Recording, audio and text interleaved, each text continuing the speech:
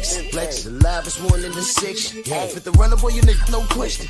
You would run a motherfucker high stepping. Hey, you never had a big enough weapon. Motherfucker never learned your lesson. I'm a 88 pack nigga. I'm a 88 pack nigga. I mean, day walker, drink blood, fangs out, full moon, motherfucker change like a hoe, nigga. I'm just a nigga from the hood trying to stack a little cheddar for the money.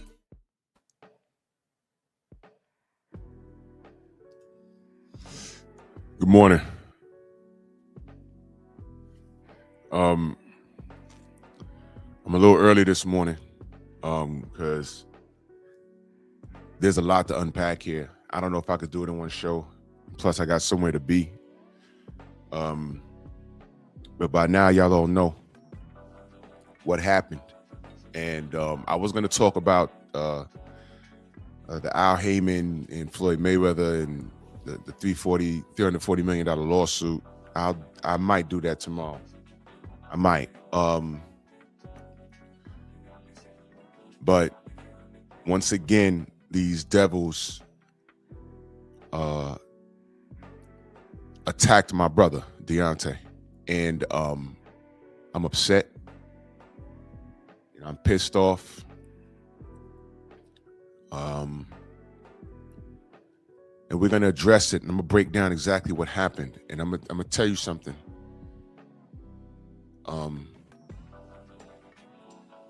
You know what? Here's what I'm going to say. All right, Miss Van Houder, I really need you guys to pay attention to this live stream. I really, please, ma'am, I need you to, there go my brother. Salute. That's Elijah Pierce, ladies and gentlemen. I was just thinking about you. You know what? I was thinking about you yesterday in the midst of all of this. Y'all might make sure y'all go follow Elijah Pierce on all social media. The hunt continues. We're going to talk, young king. Yes, sir. Miss Van Houder, please. Once you reach, and Elijah's one of the people that can tell you, once you reach, if y'all don't know, Shaki Foster is also he's a moderator in my chat. Once you guys, you and your son reach a level in this business, understand it is a business. We know exactly what Deontay Wilder went through. Imagine explaining yourself and it falls on deaf ears. Imagine that. Imagine that. And the person that did that to you has a reputation of doing that. And nobody believes you because of racism. Nobody believes you because they don't like you. You're just a tall, dark-skinned black man from the South, the deep South. Imagine everything that you shared in reference to how you grew up is undermined because they can't identify with it. Deontay Wilder is a black man from the South trying to explain why he feels a certain way because of his own personal experience to a white man from Europe. Think about that. Simon Jordan is the whitest of men he's the colonizer. That's his bloodline. Very different from Deontay's. So it's easy for him to undermine it. And we are the only people that listened to the facts and then waited and said, wait a minute, no, that's true. Wait, well, hold on. And what I'm going to do again, because I've done this several times, I'm going to go by the facts. I'm going to share something else with y'all. Press 1 in the chat if you remember when I had Nicholas Asbury, Tay Jones, and my brother Classic on my panel. Me, Stormy. It was me, Stormy, Tay Jones, my brother Classic, and Nicholas Asbury. Who remembers that live? Y'all remember that live? It was about 3 years ago, right? Watch this. It's not on my channel. I don't know what the fuck YouTube did with the live. It's gone. It's gone. I was looking for it yesterday because there was something I wanted to play. And I said, wait a minute, where is it? YouTube took like about 12 of my live streams. They're gone. But don't worry. Don't worry. I back up all of my work. So I have it on one of my my 6 terabyte backup drives. So go follow me on Patreon. Go follow me on Rumble. Yeah, Robert, it's gone. And you know why that live is important? Because Nicholas Asbury was on the panel, right? And Deontay was watching, and they just got done chasing Fury around to sign the contract when he tried to breach it. Okay? Miss Van Houter, your son is doing phenomenal work. I need you guys to understand that this is a business. Once you reach a certain level, this is a business. And there's going to be people that are going to be looking to offset him, wing him, and see in like they have good intentions. Get him away from you guys. I need you guys to learn the business. I need you guys to learn the business. And we will talk behind the scenes, and if necessary, we will put you in contact with people who are in the business, like Bill Haney, so he can give you words of advice. Because as a point of information, everyone has everything to say about Bill.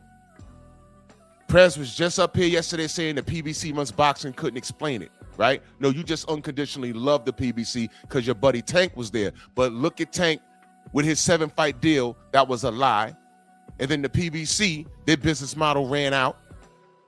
Now Floyd is out $340 million, and he's suing Showtime. It's a mess over there. They're merging with Golden Boy. He's a mess. Outside of wearing pantyhose and everything, his business is a mess. He's trying to stop fights. And now look at Devin, who was right the whole time. You see what I mean? You see? I'm always on the right side of history. If I make a mistake, I'll acknowledge it. This was not a mistake. And what Simon Jordan did to Deontay was mission accomplished. Now I'm going to play this bullshit because I watched it and I got enraged. I got enraged. And 100% never forget whose world this is.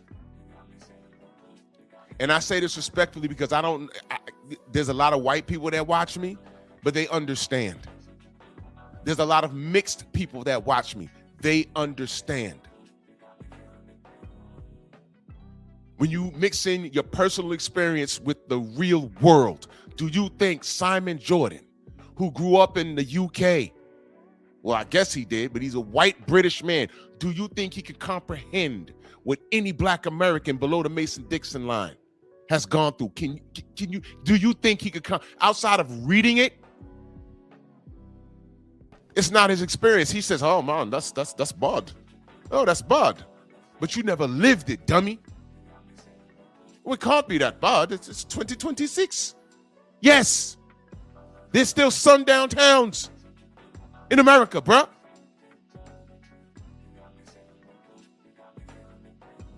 Mess around and get caught in West Virginia somewhere with no gas on the side of the road. I don't expect this white man from the UK to comprehend what we talk about over here. You've read the books. You know about Martin Luther King. You know about Malcolm X. You might know about Marcus Garvey.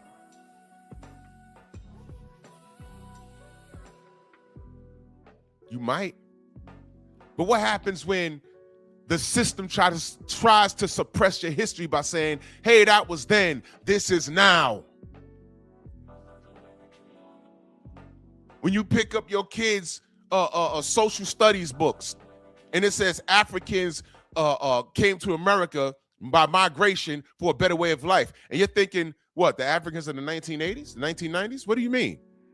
1700? What? No, that was slavery. And then when you contact the company that put that out, they say, oh, well, it was an experiment. We don't want to talk about slavery no more. No, slavery is a part of American history.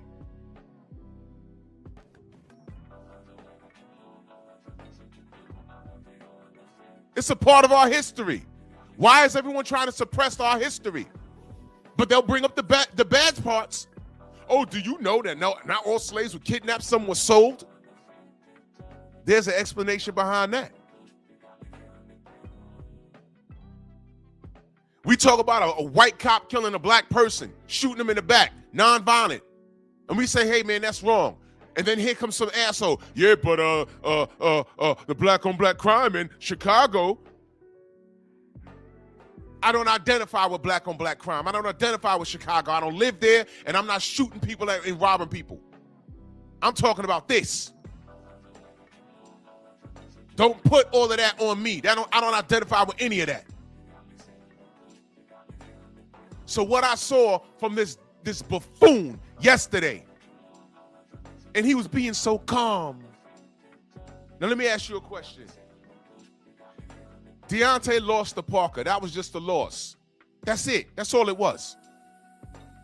That's all it was. He lost to Zilly Zhang. It's a loss. That's all it was. Now, why the fuck do you think he got so animated when Tyson Fury came up? Why do you think?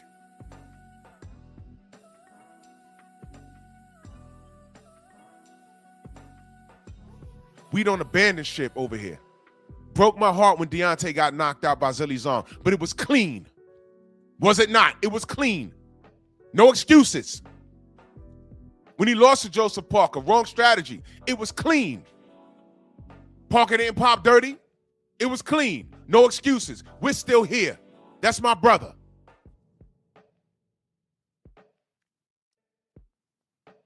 But you touch a nerve when you talk about Tyson Fury. Why? Don't worry. So let's get to the smoke. Let's listen to this colonizer. Into the desert and takes some peyote and comes back with a whole new world view. DMT, which is a component part of ayahuasca, is one of those things that takes a personality, strips it back, removes its ego, and turns it into a completely different person. You said on the discussion with Rick Reno, going into the fights that you had with Joseph Parker, and it was after Zilly Zhang, you realized that you weren't together, your mind wasn't right, your mind was gone. I would have thought, with all due respect, you might have realized that in the Joseph Parker fight, but notwithstanding it, you got to that epiphany after the Zilly Zhang fight. How can you, after taking that experience, and I know people that have done this, right, and I know what it's done for them, and to some extent to them. If you pare back the ego of a fighter, it's a component part of you guys. It's what makes you so unique. Can you get back to what was this wrecking machine, this, I don't like to use the word killing machine because I think it's thrown around too easily. Is that gone now, or are you going to get it? Can it come back? That's a fair question. That's a fair question. That's a fair question. Block Mike Coxwell. You want my attention? You got it. Block Mike Coxwell.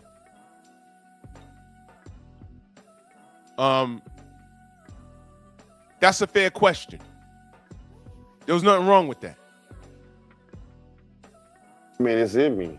It's in me and on me. During the time, even with the Joseph Parker thing, me and Joseph were good friends as well. We've talked many times, and I don't have to tell him nothing. He'll tell you yourself that wasn't you. We've talked in New York about it. You heard that? Did y'all know that? I knew that. Did y'all know Joseph Parker said that?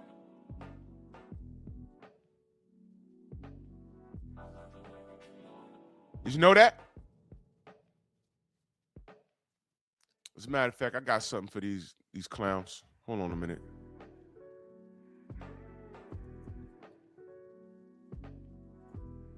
We're not even gonna do this here.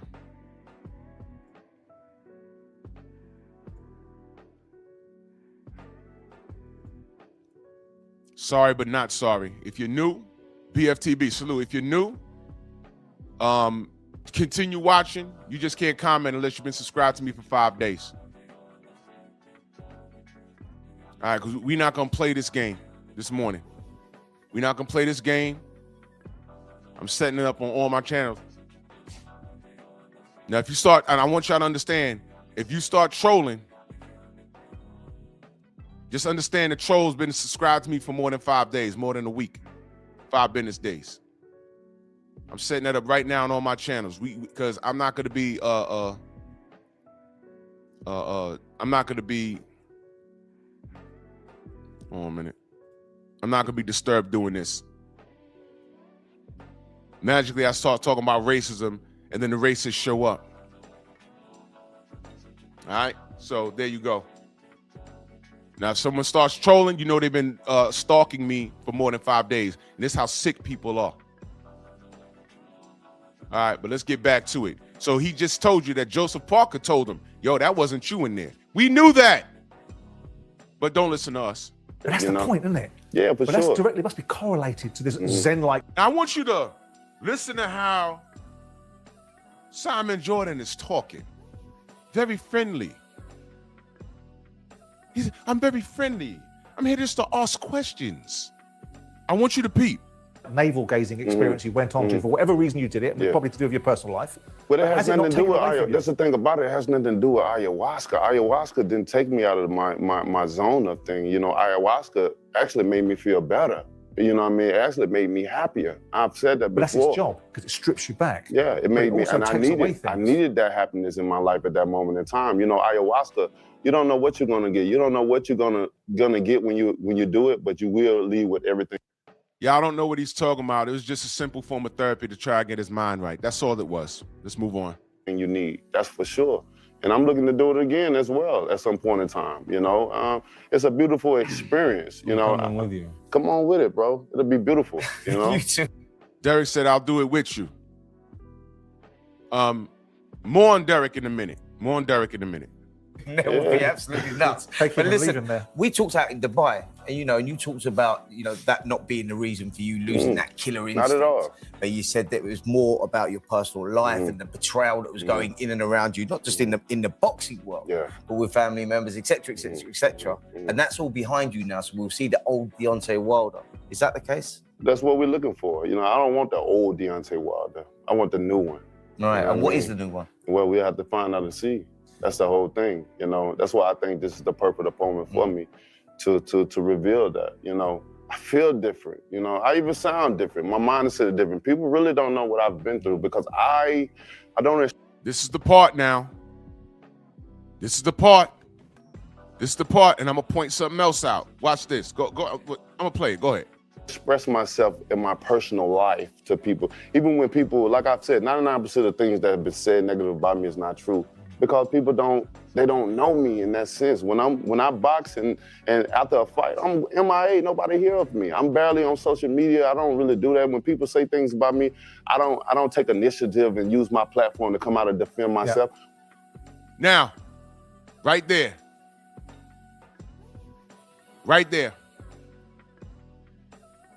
When D went radio silent and stopped talking to the media, what did they say about him? He's depressed. He's done. He's crying somewhere. Trolling. I remember he posted something on his Instagram. He was in some island. The water was blue. They on like $1 billion yacht. Well, not $1 billion, but it was something I never could afford. And he's hanging out with who? His children, about to go scuba diving. You should have saw the comments. Oh, he's going to drown himself. Oh, he's depressed. Look at him. I said, shit, I want to be depressed like that. I don't know what part of, but what was crazy was when he posted that it was wintertime here. It was cold as hell. And he's somewhere where there's blue water and he's scuba diving and I'm about to go drive mass transit for New York City. Who's winning? And I'm reading all of this stuff. I said, look at these haters. Y'all want him to be depressed. And he was fine. You see, understand, family, when you know the truth, God got you, whether you're a believer or not. When you know the truth, no matter how rough it gets, God has you. It will be a little frustrating. People are going to undermine you. That's where you have to show discipline. That's where you have to show discipline. Why do you think I don't need to do debates on here? I don't need to. You know why? Here's how you win a debate. You never argue something you don't know about. Arguing something that you're not sure about, that's why debates go left and it gets personal, because when you got to start kicking and screaming, it becomes about you, and you get away from the subject, the topic. If you know the topic and you know 100% about the topic, you can stay on task. And you got to provide facts. Provide facts. Provide facts. Provide facts. Provide facts. When I do that for a reason. Here's the deal. Nobody in the boxing world liked Deontay other than us. Nobody supported him other than us. He's the wrong complexion, so he lacked the protection. He wasn't British, so nobody listened to him. And this is why I can't stand the coons up here. As a matter of fact, Monkey Tuesday was started based off of the in-house hatred for Deontay Wilder. That's why I started Monkey Tuesday. Because I have to shine a spotlight on the niggas to remind y'all. Don't be like that. Don't be like these coons. Don't be like these monkeys. Recognize when you have monkeys around you and move away from them. Y'all don't know, Deontay was surrounded by a lot of faulty people. And if you look at his camp now and look at it 7 years ago, you notice there's a lot of people not around anymore. And the latest fiasco was this bullshit with Telly. Now she's getting pounded out on OnlyFans. Oh my God, have the mighty have fallen. He spoke about this. These are the people that were around him. Do you know this man? She had a child, fellas. Never marry a kid never marry a woman or get in a relationship with a woman that has a child that's not grown and out the house.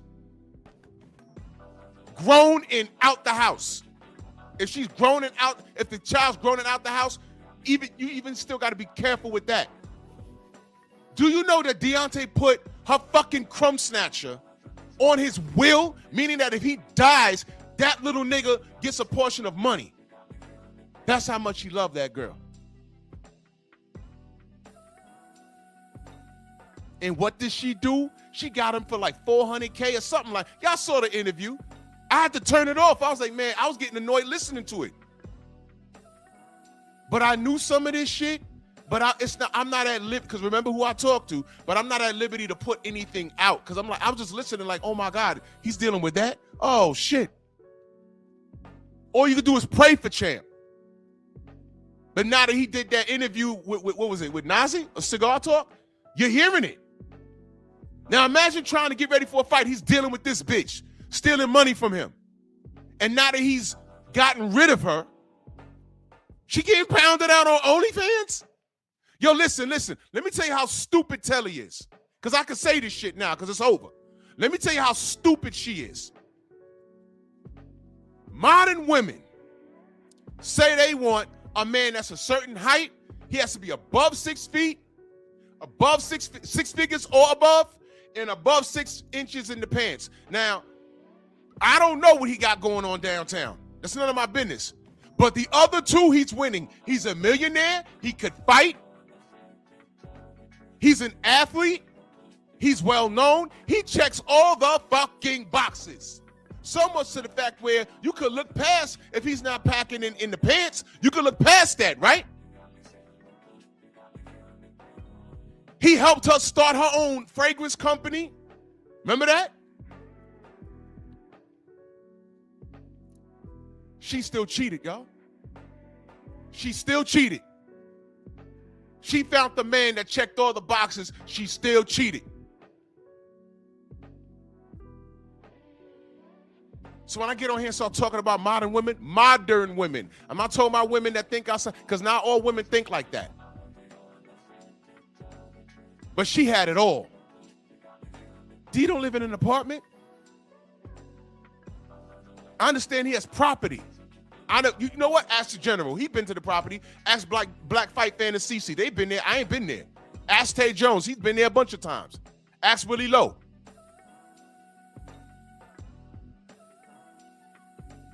And she found the way to fuck it up.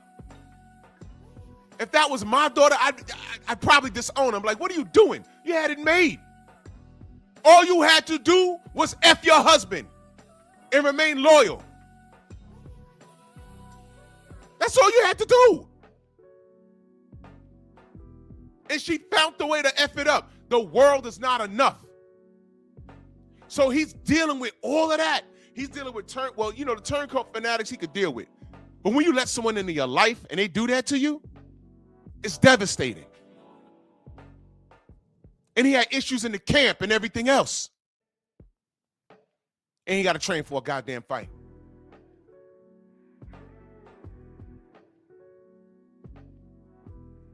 But no sympathy for the black man from the South, though, right? It's all his fault. Right?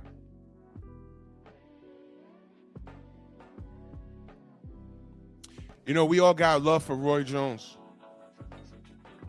But that live is still on my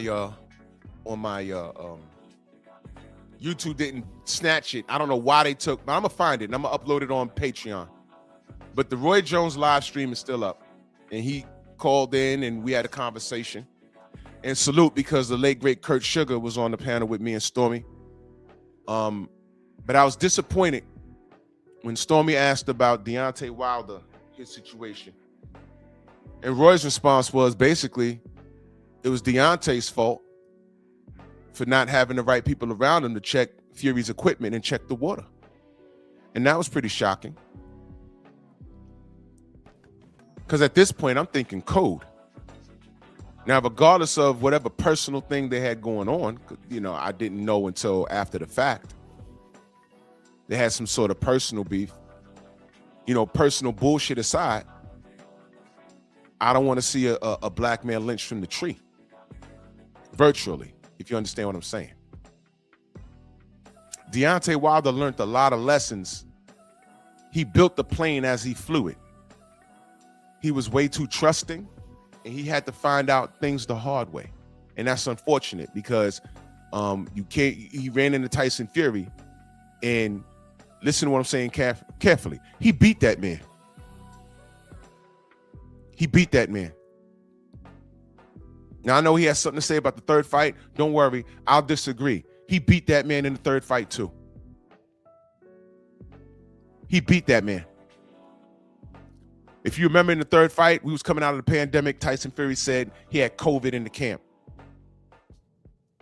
He gets on a plane during COVID and flies to the UK during COVID, y'all. But prior to leaving, he was seen in casinos taking pictures with people. But the camp was closed. Jared Anderson. I'll get to the super chats at the end, Scott. I appreciate you. Jared Anderson was in the camp, and we was asking him what's going on in the camp, and he was being fugazi. That was what made me dislike Jared. I ain't gonna get on that though, because we just asking questions because this fight meant something, because we know what Fury did. And he was doing it again. Joseph Parker was seen at a UFC event. We were like, yo, ain't you supposed to be training with Fury? He discontinued the camp because everyone had COVID. Joseph was like, what? Exactly. He didn't even know. He didn't even know. What a way to get away from Vada, right?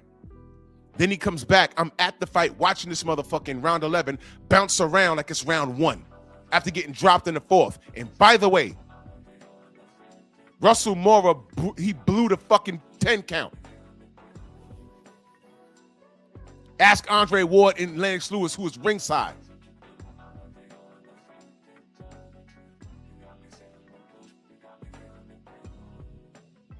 Man. But you say all of these things to an ape. And this is what I'm saying. When you get to a certain level, boxing is a business. And you got to be careful.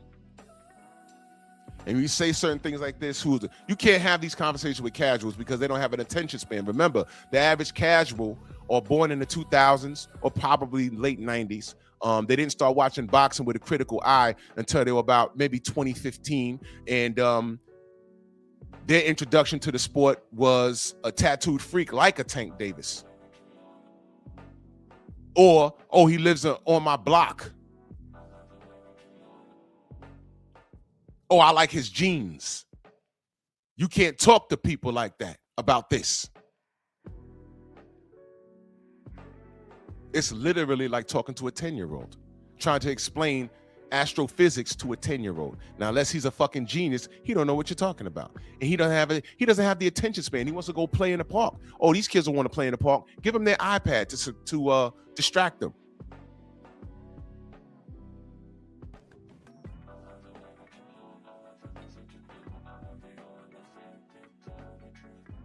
That's why when these boxers come around and they're not doing anything but they're celebrated, I'm like, yo, look, retire and take your fans with you. They're in my way. I'm trying to watch the sport. Now I know what this brother went through. Now, why is it so far-fetched? Y'all remember a documentary called Assault in the Ring? Watch it. Watch it. Right.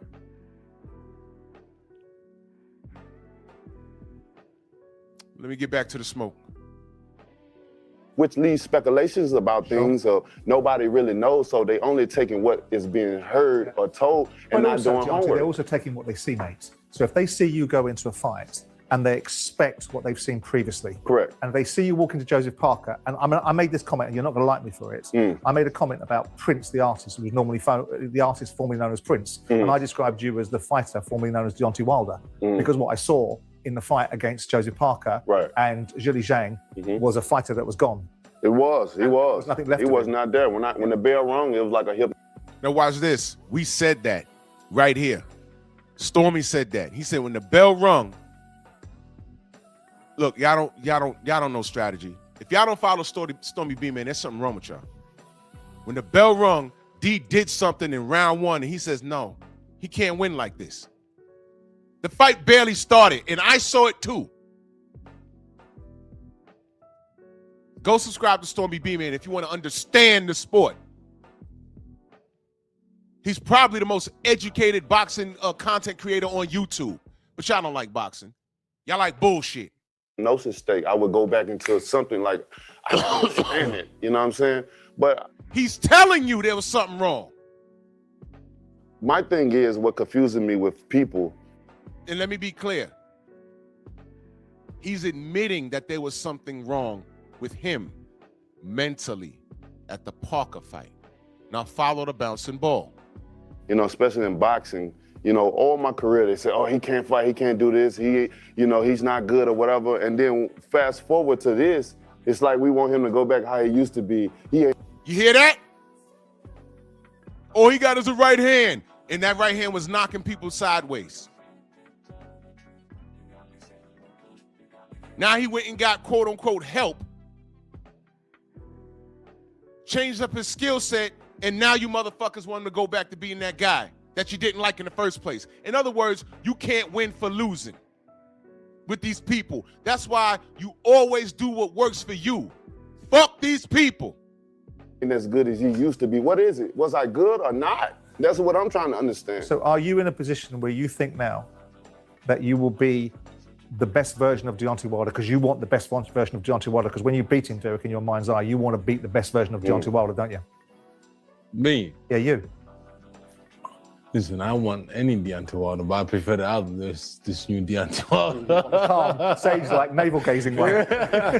Listen, it's boxing. You know, as this guy right now, he's in the process of healing.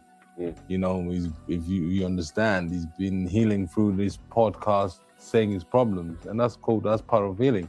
You understand? So, April 4th, it's gonna be electric, and which called at the arena, O2 Arena. So listen, the environment is a great environment. British boxing fans are fabulous. You know, it's an interesting one for Deontay because I don't know if he's ever going to walk into an arena where he's going to have such a partisan crowd. Bullshit. Bullshit. This man was hated in his own country. The only thing that I appreciated Wilder Fury 3 in Vegas, they were screaming his name for him to win. They were. But there was motherfucking Americans plotting his loss, talking about how bad he was, and every time he won, it made them wrong. And they would rather be right by rooting for him to lose. They were waiting for him to lose. Yo, he won't fight Ortiz. He won't fight Ortiz. He beats Ortiz. Oh, Ultimate Ortiz. Ultimate Ortiz.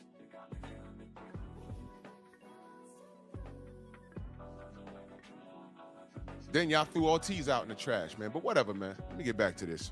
And that's going to be an interesting experience for you because, as I said, he's a national treasure. I think he should be buried as a national treasure in some Derek Chisora is a national treasure. That's what he's telling him. Okay. people's minds. He's a valuable asset, and the fans love him. I wanted to move you on to Tyson Fury. Here we go.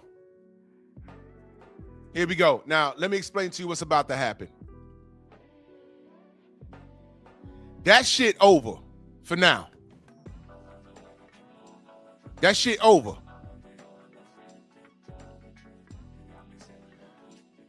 What this dude is doing right now, this is a personal gripe that he's always had. And he's been waiting years for the opportunity to tell this to his face. Now, we all know about Tyson Fury. He's British. He knows about Tyson Fury. But watch what happens. Watch what happens.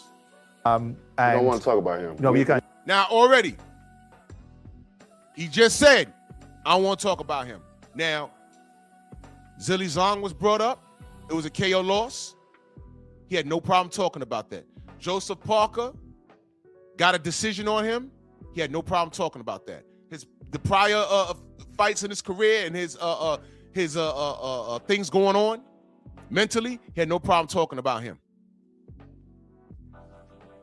Tyson Fury is a trigger. Now, he just told him, I don't want to talk about him. And Demon Simon is not having it. And look what happens. We're here about No, but you're going to. We're not going to talk about him. But at you. all. He took. Now look, DEFCON 1. DEFCON 1. At that point, he should have backed off. Y'all remember when Mike Tyson went to talk to that brother, and then out of nowhere, he brought up Mike being a rapist, and Mike was like, "Whoa, you know, when I came here, you sound like a real nice guy. What makes you think I want to talk about that?" I didn't do it. I got prison time. I mean, we all know what happened. Why do you think I want to talk about that? And dude was mad condescending when he said it and very disrespectful. Yeah, how do you feel when people say I don't want a rapist around me? And Mike was like, what? Where'd that come from? And then he cussed him out. Oh, come on, Mike. What do you mean, oh, come on? What makes you think he want to talk about that? And why did you snuff him with that? Look, the Tyson Fury thing, to you fans, take that win if you think it's a win. He's not fighting Tyson Fury. He's not dealing with it on the level that y'all think he should deal with it. He don't want to talk about it. But Simon wants to get this off his chest. So look what happens.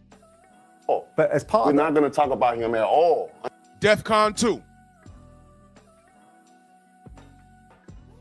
DEFCON 2, because now he's not listening. Now, at this point, what Simon should have done is said, hey, you know what? I'm sorry. And if he really wanted clarity at this point, because now you're insulting your guest. Now you're insulting your guest. Because remember, D wasn't talking to the media. And now you see why. Now you see why.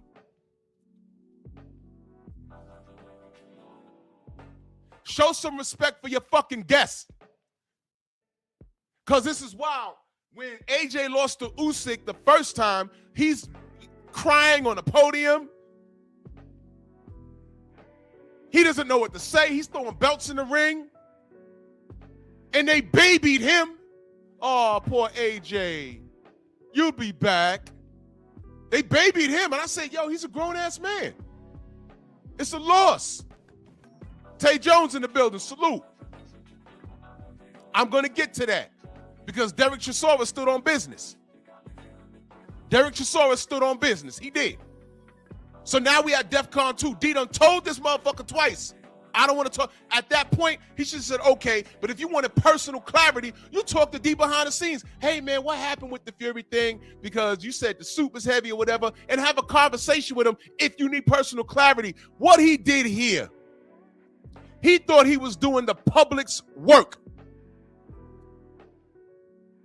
But we're doing God's work. You heard what I said?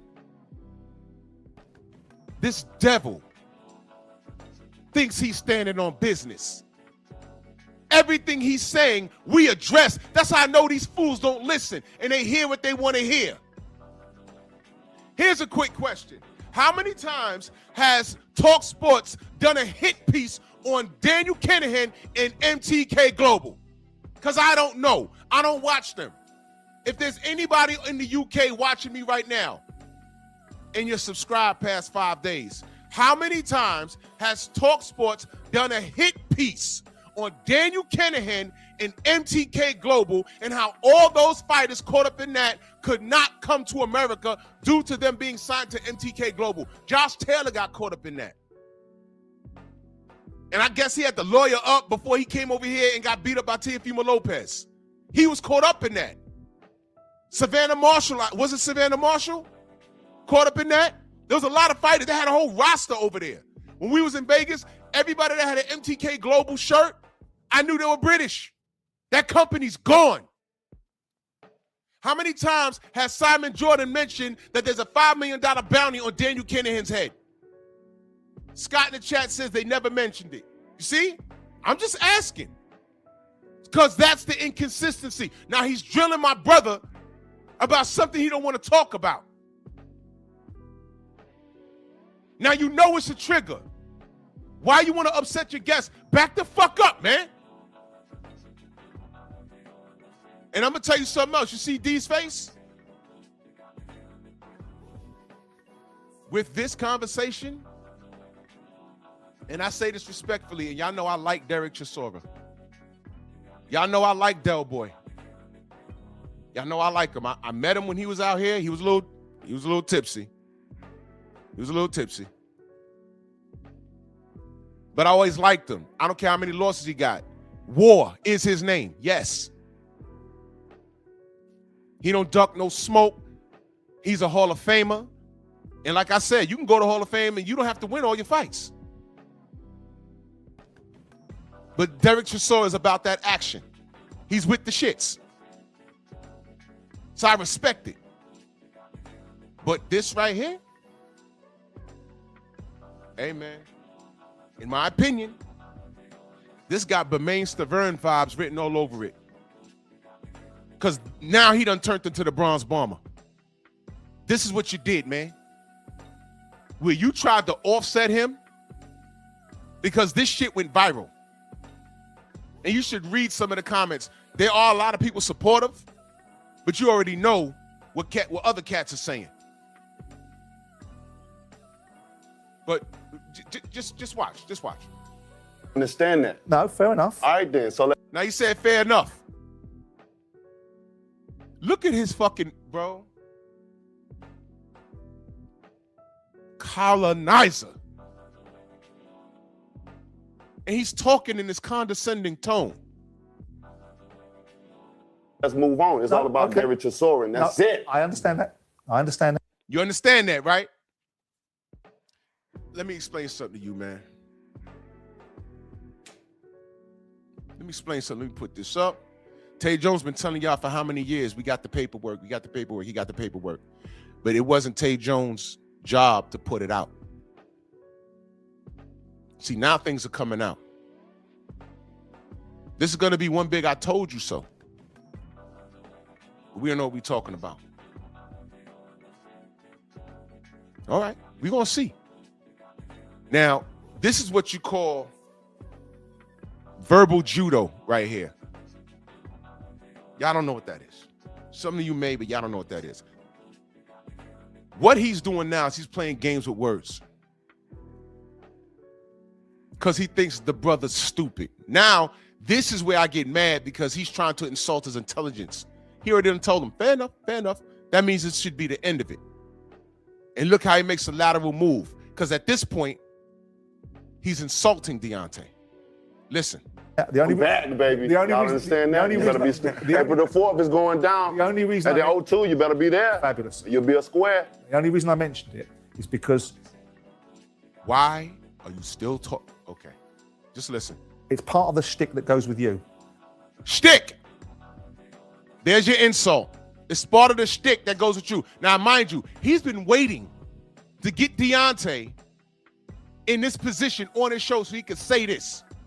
But here's my thing. Simon Jordan at any point could have got off his ass, flew to America, and contacted his people and had a sit down with him if it was that important. You know what it was? It wasn't that important to him because in his mind, it was just a loss. He don't give a fuck about what happened to it and what happened, the inner workings in reference to Tyson Fury. And here's the fucking funny part. He knows Fury's a cheater.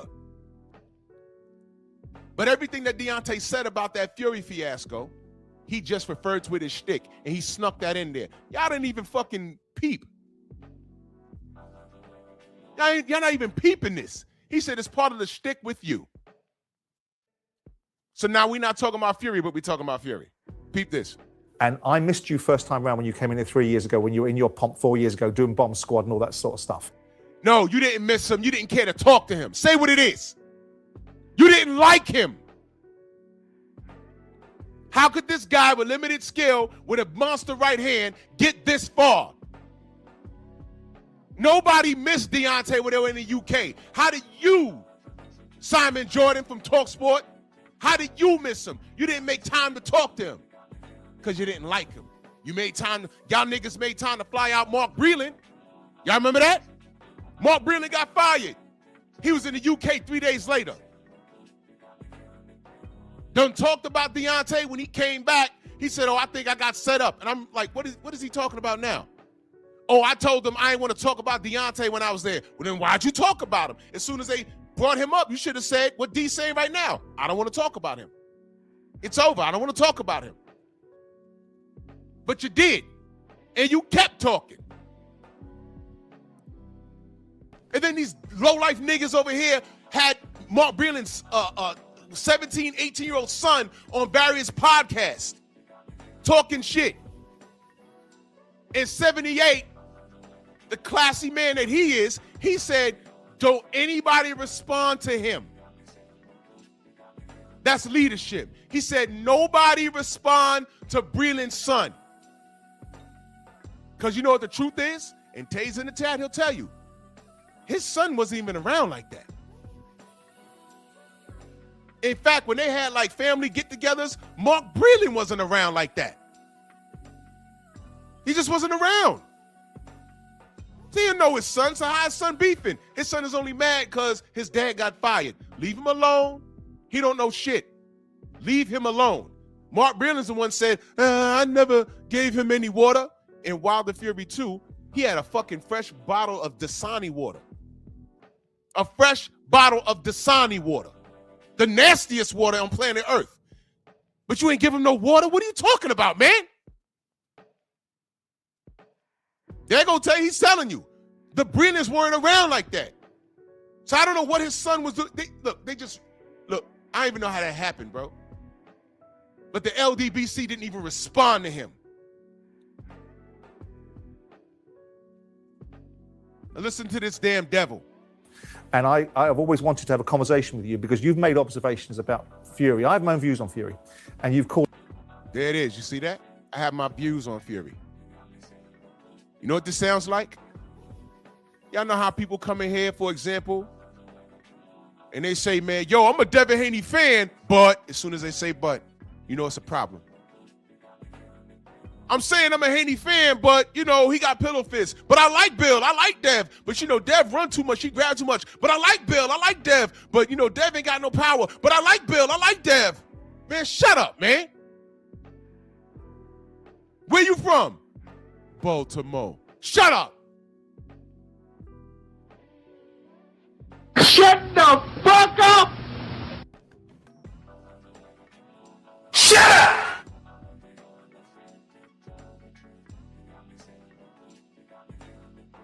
You gotta watch these devils. Called him a cheat, and it leads me. The biggest in boxing. Yeah, but it leads me to a conclusion. Biggest in boxing. If somebody practicing taking their stuff. I want you to look at Derek's face, because I'm gonna play you something else. Look at Derek's face. Now I'm gonna tell you something. Derek is a Brit through and through. Look at his headgear. He's a Brit through and through. If Derek thought that Deontay was lying, don't you think he'd have interjected? Don't you think that Simon would have went to Derek? Derek, what you think about this? Derek would have been cutting Deontay's ass if he thought he was lying. There ain't that much code in the world. I'll be your brother. I will back you. But once you start lying, I'll back off. I might not even chew you out in public. I'll tell you behind the scenes, you know you lying, right? Because at that point, I have to protect my fucking integrity. So look at Derek. Did Derek call him a liar?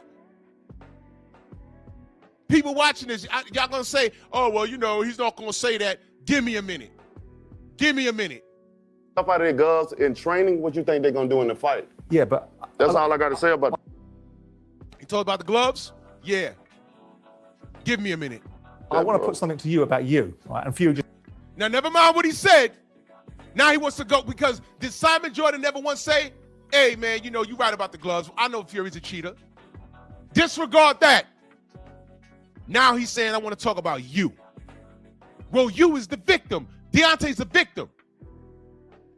Did he once say that Deontay's lying? You see, I couldn't have been there. Because I'd have been off the camera talking about Simon. Is he lying, though? Are you calling him a liar? Is he lying? What do I always say on my show? Stop me when I'm lying. Let me digress for a second. Had some fool ass at the end of my show. At the end of my show, he said that I side with rapists. He was talking about my brother BFTB. Y'all all know. That's what these clowns say to him. That's defamation. That's defamation. And you know what this little nigger was mad at? And I know you watching me, clown. If ever you want to debate me, answer me back on my post that I commented on directly to you. Because I got questions for you. Dusty, nappy-headed, dreadlock-having nigga with no lineup in your beard, looking stupid. Nappy-headed nigga. I'll debate you because I got questions for you personally. Came in my chat at the end of my show, said, but you hang with rapists. Something to that effect. And I went to his page and got on I put up a random post on his last post, and I was very respectful. I said, listen, that's defamation. That can lead to legal action. Do not come to my channel ever again. Well, he's blocked. Do not come to my channel ever again. But my email's down there. Email me if you want to talk. And I forwarded that information to BFTB because he ain't playing with you clowns. He's not. That is a life-changing allegation.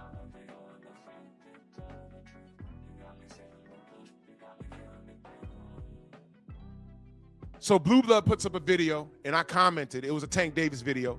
And then he responds under my comment and says, but you was defaming Tank on your live all this morning.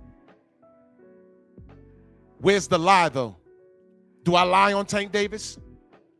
Did he not beat 2 women at least?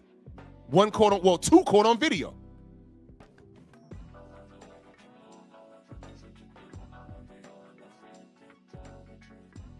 You stupid, ignorant niggas need to stay in school. Before you use a word, look up what it means. I don't defame anybody on here. I'm telling you the truth about Simon Jordan right now. I'm telling you less. Oh my God, I'm so mad right now. Let me calm down for a second. You knuckle draggers, when I say get educated and recognize your surroundings, these are the things I'm talking about. Because I want you to be prepared when you deal with dudes with white folk like this. And forgive me to my white supporters, but y'all know what I'm talking about. He's one of them ones. I'm not saying all white people are racist. I'm saying he's one of those ones that thinks he's smarter. This is word salad.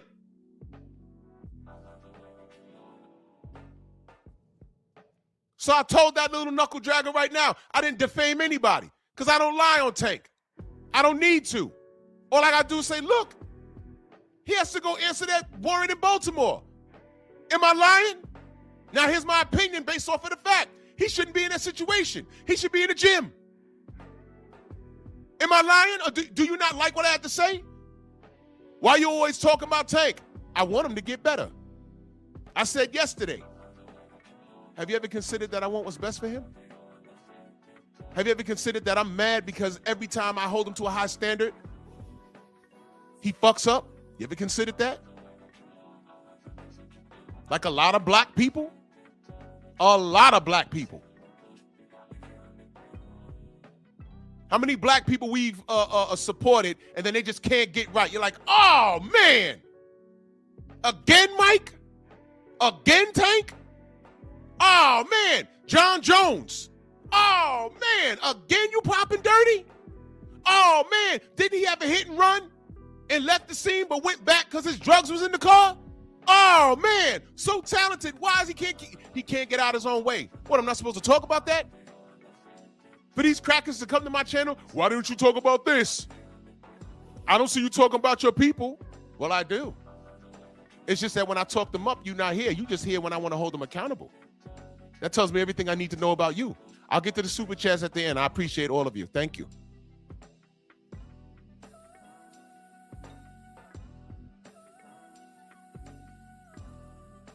Are we not disappointed with Adrian Broner? He's about to be a bad statistic. Drunk in public. You know what he was supposed to be? Watch this. Are we not disappointed in Floyd Mayweather? This is with love.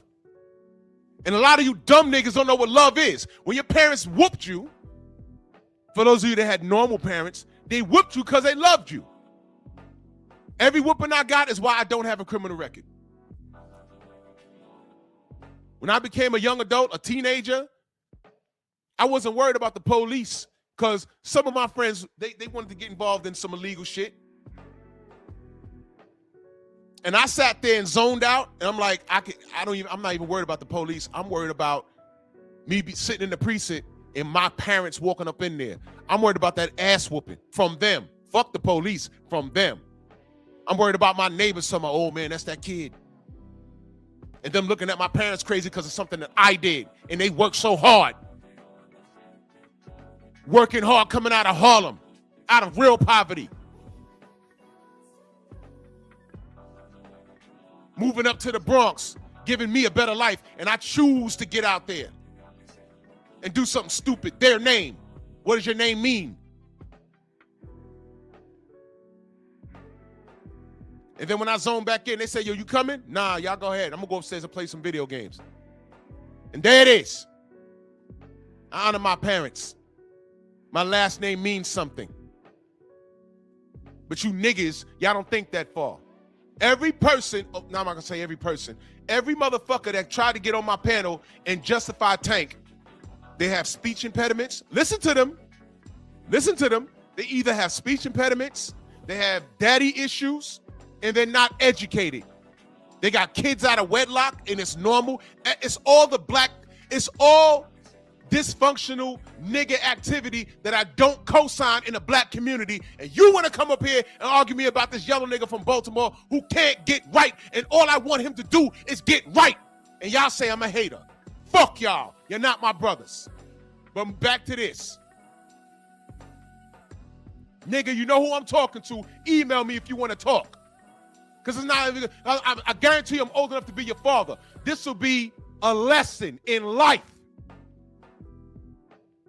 Because if I'm your daddy, I'm telling you, you need to stop following that athlete.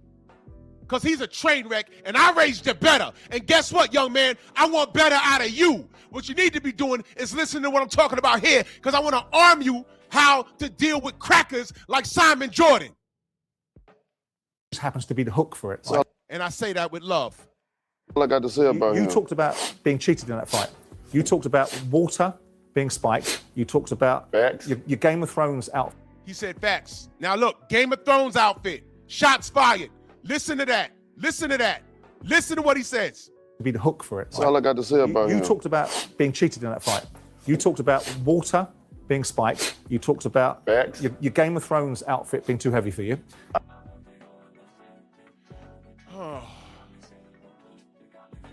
Game of Thrones outfit.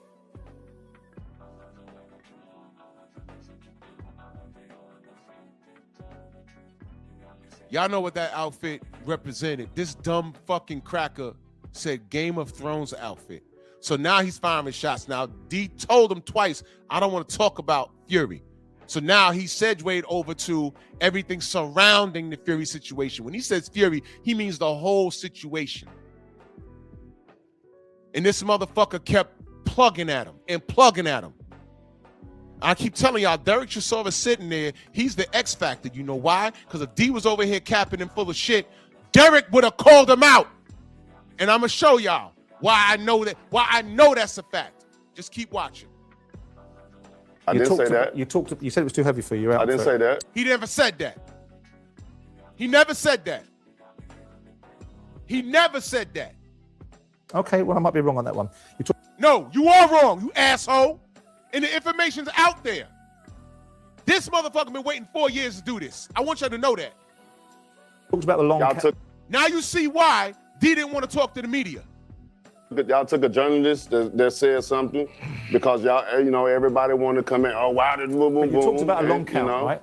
And then you talked about. Look. He keeps talking. You talked about a long count. We saw the long count, you ass. About the trainers, Mark Breland not being good enough. Bro, I'm getting mad, bro. Y'all know I got hypertension, right? Don't worry, I took my pill. No, I ain't say he wasn't good enough. So what I'm asking you in all of this is, it sounds to me, given the character that you are, that's like a little bit flaky. Flaky.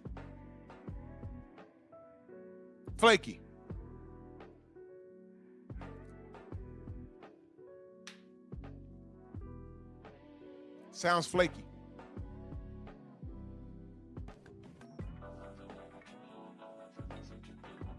You know, in the course of a few days, there have been two situations in boxing, one of which where I could have actually been at. That's the Haney situation at the Garden. I don't want to talk about that. But y'all know I was supposed to, whatever, man. I could have been there, y'all. But I had a medical situation and I couldn't go. This is the other situation. I'm telling you, I'd have been escorted out. I wouldn't have did anything physical. But I would have had to chime in on this and I'd have been escorted out. And this is why, you know,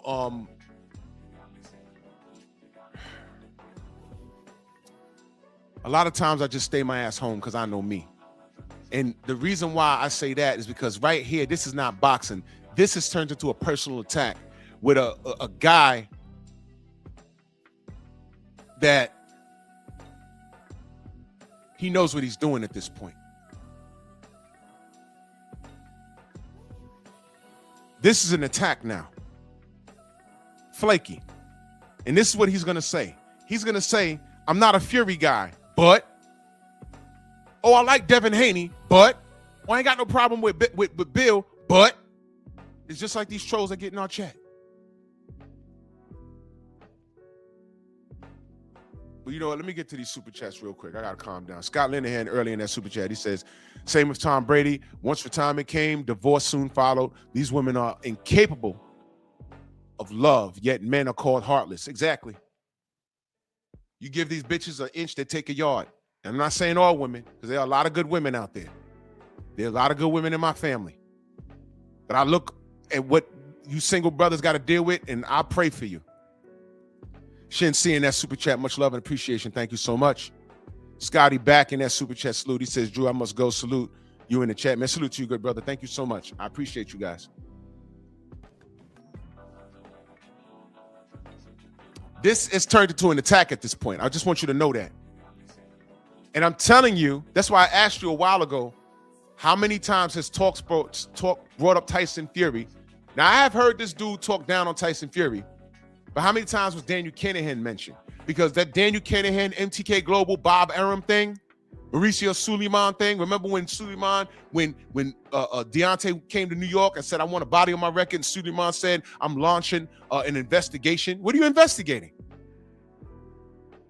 Excuse me. What's more dangerous? Saying you want to kill somebody? Or actually trying to do it? Because that's what Fury did. That's what he did. Anthony in that super chat, salute, man. He says, whenever someone says, but, everything before that was a lie.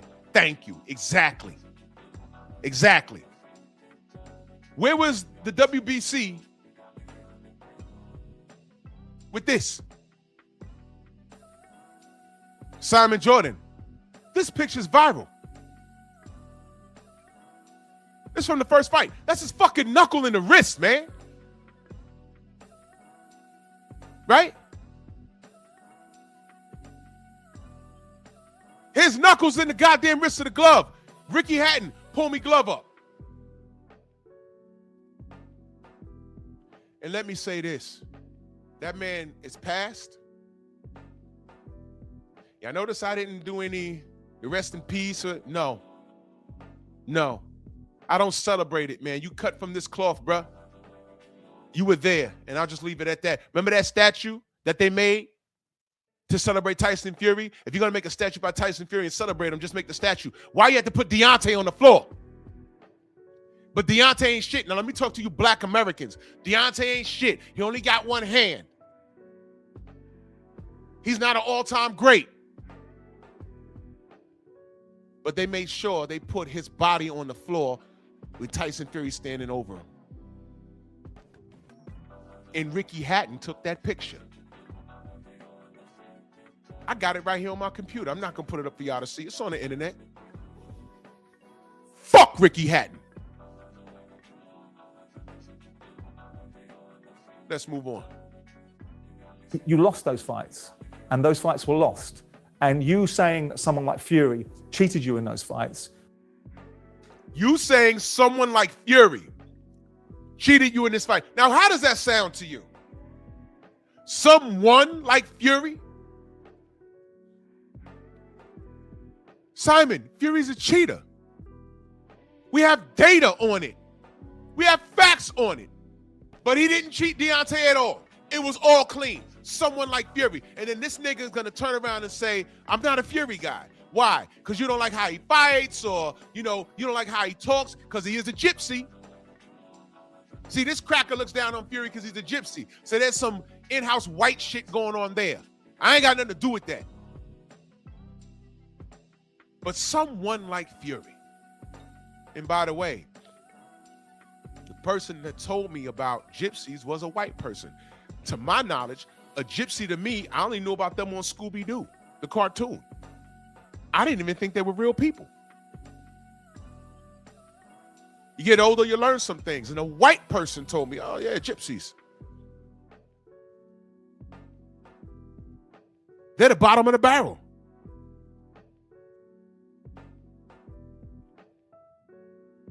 They're the bottom of the barrel. 88 in that super chat, he says, typical dirtbag journalists act like they cool with you and then save what they really came for at the end of the interview. Yes, and this is why D don't talk to niggas. This is why. This is why.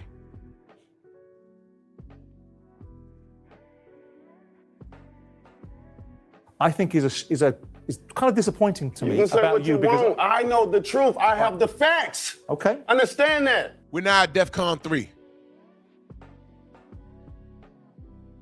And mission accomplished. This cracker sat there, and D is emotional because, look, when you know the truth and people don't believe you, it's the worst thing in the world, man. If you've been there, you've been there. To me, the extent of it, to me, I had a situation happen to me in school when I was in high school, and it was so frustrating. It was so frustrating. But at that time, thank God for one witness. One witness. But I was about to get hung for nothing. Just for sitting in an area where my classmates was fucking around, and this one girl decided that she didn't want to play that day. And the dean comes in there and says, all of you get up. And I'm looking around like, me? I thought I was getting in trouble because I was secretly listening to my Walkman. Yeah, I'm old, y'all. Walkman. I was listening to a Walkman, yes. And I thought I was in trouble for that. I said, oh, fuck. Get up. And then we get in the dean's office, and then all of a sudden, the police come in. Yeah, which one of you stole some money out? I was like, whoa, what? Stole? And I'm looking at these motherfuckers like, yeah, you better tell them I had nothing to do with this. I'm fucking everybody up. And guess what? No one knew what they were talking about. It turned out Shorty lied, and it was ill because her mama was lying for her, come to find out. Someone took $5 out of her purse. And literally the police showed up. That was a ploy to scare us, come to find out. But literally the police show up. And there was this one chick that was around the situation. She used to sit 2 seats in front of me. But they didn't think that she would do anything. But one of the dudes did grab her purse and they passed it around. I didn't touch it. I was listening to my beats. Then the dean come in, and all of a sudden the purse had $5 in it, and somebody took it. And I'm sitting there like, yo, I had nothing to do with this. I didn't touch anything.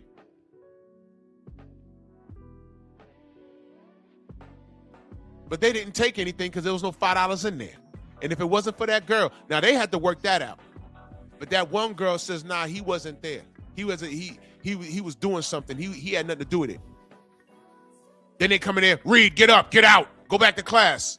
I'm like, yo, what happened? And she told me, she said, yeah, I told the dean that you didn't have nothing to do with it. I was like, thank you, man. I'm sitting there, my heart racing. The fucking police coming in. I say, well, what the fuck's going on? I had nothing to do with it.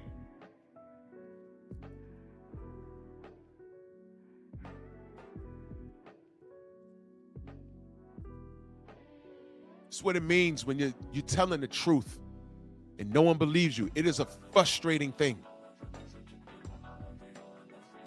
And Deontay's a very emotional person because everything he does come from the heart. This is one of the most genuine champions we've ever had. And the fact that people critique this man, it's not even critique, it's they criticize this man. As opposed to what I see y'all accept. You guys disgust me. When you talk crazy about Errol Spence and talk about how, you know, he admitted, I have a drinking problem. But everything he did, I mean, even the Bud fight didn't happen unless Errol had to get away from the PBC to make that happen. That's why I'm not hearing y'all when y'all say the PBC is running shit. No, it's not. Errol made that happen. Y'all don't want to talk about that. When I see Devin put out a list and he actually wants to fight the best, and fighting the best also means breaking bread with his contemporaries. And I see what y'all accept rather than what you have in front of you. I look at y'all are just as fucking grimy as Telly is. And that's a whole woman. And look at her now, getting pounded out on OnlyFans. Bitch, y'all are like modern women. Y'all are ungrateful. Love a nigga when he's on top, but the second he hits a rough spot, y'all putting out memes. And that's why I tell you, I watch y'all circle. We dealt with it right here in the LDBC. Oh, yeah, LDBC. Wilder has some rough spots. Oh, well, you know, I don't want to be around like that. Y'all making public service announcements. Y'all putting out PSAs. Oh, I don't want to be around like that. Man, shut up, man. Get out of here. Devin has that running with Ryan Garcia. Oh, you know, I don't want to be around like that. Man, fuck you, man. Go ahead. Don't make no announcements. Just leave. We all knew you was a bitch.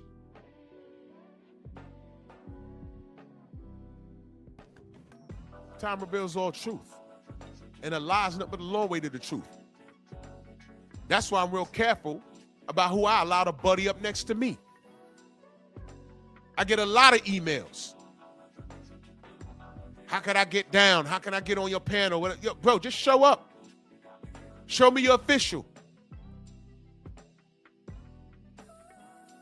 I've been fooled a couple of times. Well, you know what? Not necessarily fooled. I'm going to say I'm giving people chances.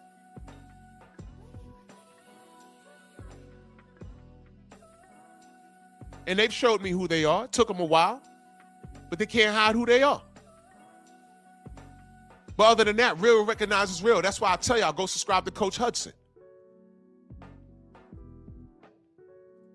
I hear it. I can hear what kind of brother you are. So that's why I reached out to Coach Hudson. I said, brother, you got to start a channel, man. Because this is what you need. This is what we need. LDBC or not, bro. You need to start a channel, bro, because people need to hear this. And he knew what I was talking about. Then I had other niggas buddy up with me just to branch off and talk shit. Oh, I got my stack. I got my watch time. I'm monetized. Now all of a sudden you a free thinker. Oh, I'm with the LDBC, but I don't think like all of them. You see, Deontay Wilder can't really fight. You see, Errol Spencer's a drunk. You see, Bill Haney is gonna fuck up Devin Haney. It's like, what's this? Okay, you buddied up with us. You know we have a direct line to these people that you just mentioned. If you want to give words of encouragement or find out because you're confused about certain things, why wouldn't you contact the general or me and say, hey, I have some things to add. Well, what's going on with him? Is he okay? Because here are my thoughts on it. Am I wrong on that? Could you pass this message along to them? Because I really want them to succeed. They don't do that. They get on their platform after we've helped them to talk shit. Why? Because it nets them dividends. A $5 super chat from a hater nets them dividends. You niggas been turncoats. Watch your surroundings. Another brother, Freena's March. Salute to you, my brother. He says, big bro on the job per usual. Salute to you. That's another brother. Stormy says, like when you told me about my call-in show in the Kung Fu channel. Yeah, salute, brother. Salute, brother. Yes. Marcus Walls in that super chat. He says, they always bash and slander the real ones. Always, bro. Always. They always do that. Firearm Sniper in that super chat. Salute to you, good brother. And if I miss your super chats or anything, it's because I have another screen up. I have to press play on this colonizer's channel. I appreciate you guys. And I see the real ones. K-Rod shows up. Prince Savage shows up. That's what I'm saying. Y'all really don't understand what we had to deal with behind the scenes. This isn't sour grapes, man. I just want motherfuckers from around me. People that I've helped from the ground up. Literally, fuck stabbed me in the back. They stabbed me in the chest. And you could be sorry, but I'm just not dealing with you. You could be sorry, but be sorry from over there. I can't go backwards, man. That shit hurt. I'm telling you that shit hurt. I'm like, man, come on. I helped this brother. I helped this sister. I legitimately did it from the heart, man. And now I'm the fucking villain? Because you let motherfuckers who don't like us in the first fucking place taint your whole shit. And then some people are just addicted to chaos. Look, man, y'all niggas made y'all choices. I'm cool. Move on. Leave me alone. There's reasons why we don't deal with people.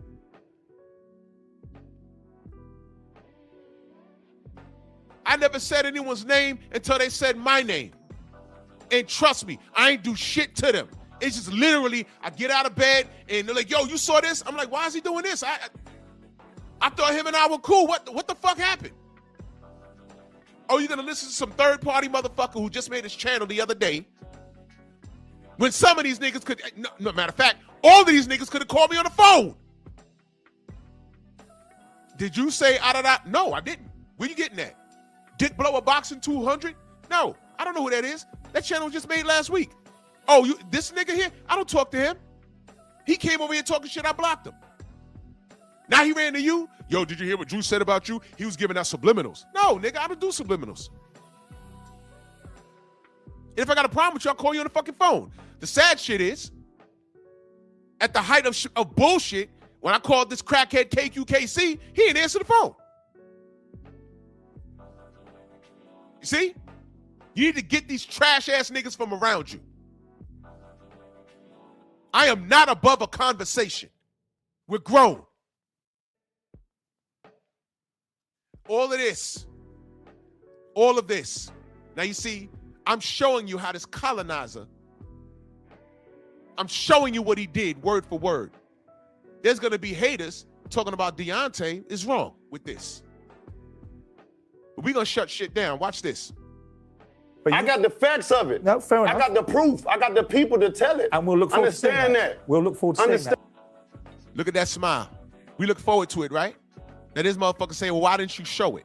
Y'all niggas ain't listening anyway. Y'all didn't hear when he said he had a doctor tell you that the dent in his fucking skull was from a foreign object? Y'all ain't hear that? All right. Stand there. What I say in boxing. Remember I said foreign object, dent in the skull. Drew, that's impossible. Remember I said that. Foreign object, dent in the skull. D also said he practiced how to use that shit, how to manipulate gloves, remove padding, and all kinds of shit. He practiced that.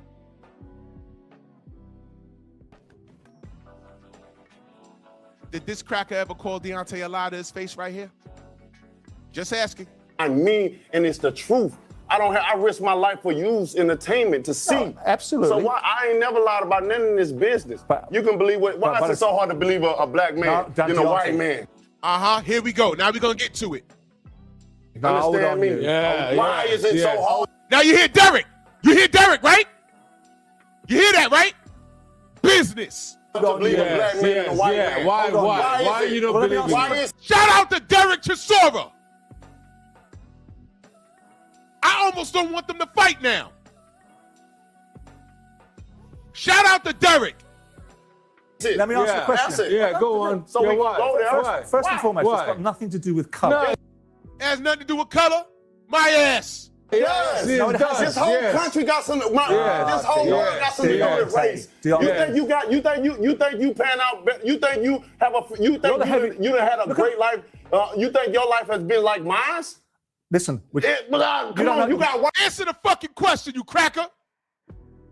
Privilege, brother. Oh, don't start. I ain't never had that. Don't start. I'm a black man with dark skin. Ain't nothing ever been given to me. I done had to kick in every opportunity. Let me ask you. Look, Derek likes this. Yeah, don't laugh at Derek. Answer the question though. Derek is British, but he understands. I was watching a video. I don't know where it was. But it was I don't know what fight it was leading up to. It may have been David Haye. I don't remember. But Derek was somewhere in the UK, obviously, and the camera was following him. And he looked around and he says, "Yeah, I'm the only black man here." And I said, "Well, shit, they deal with that over there too?" Because I didn't know.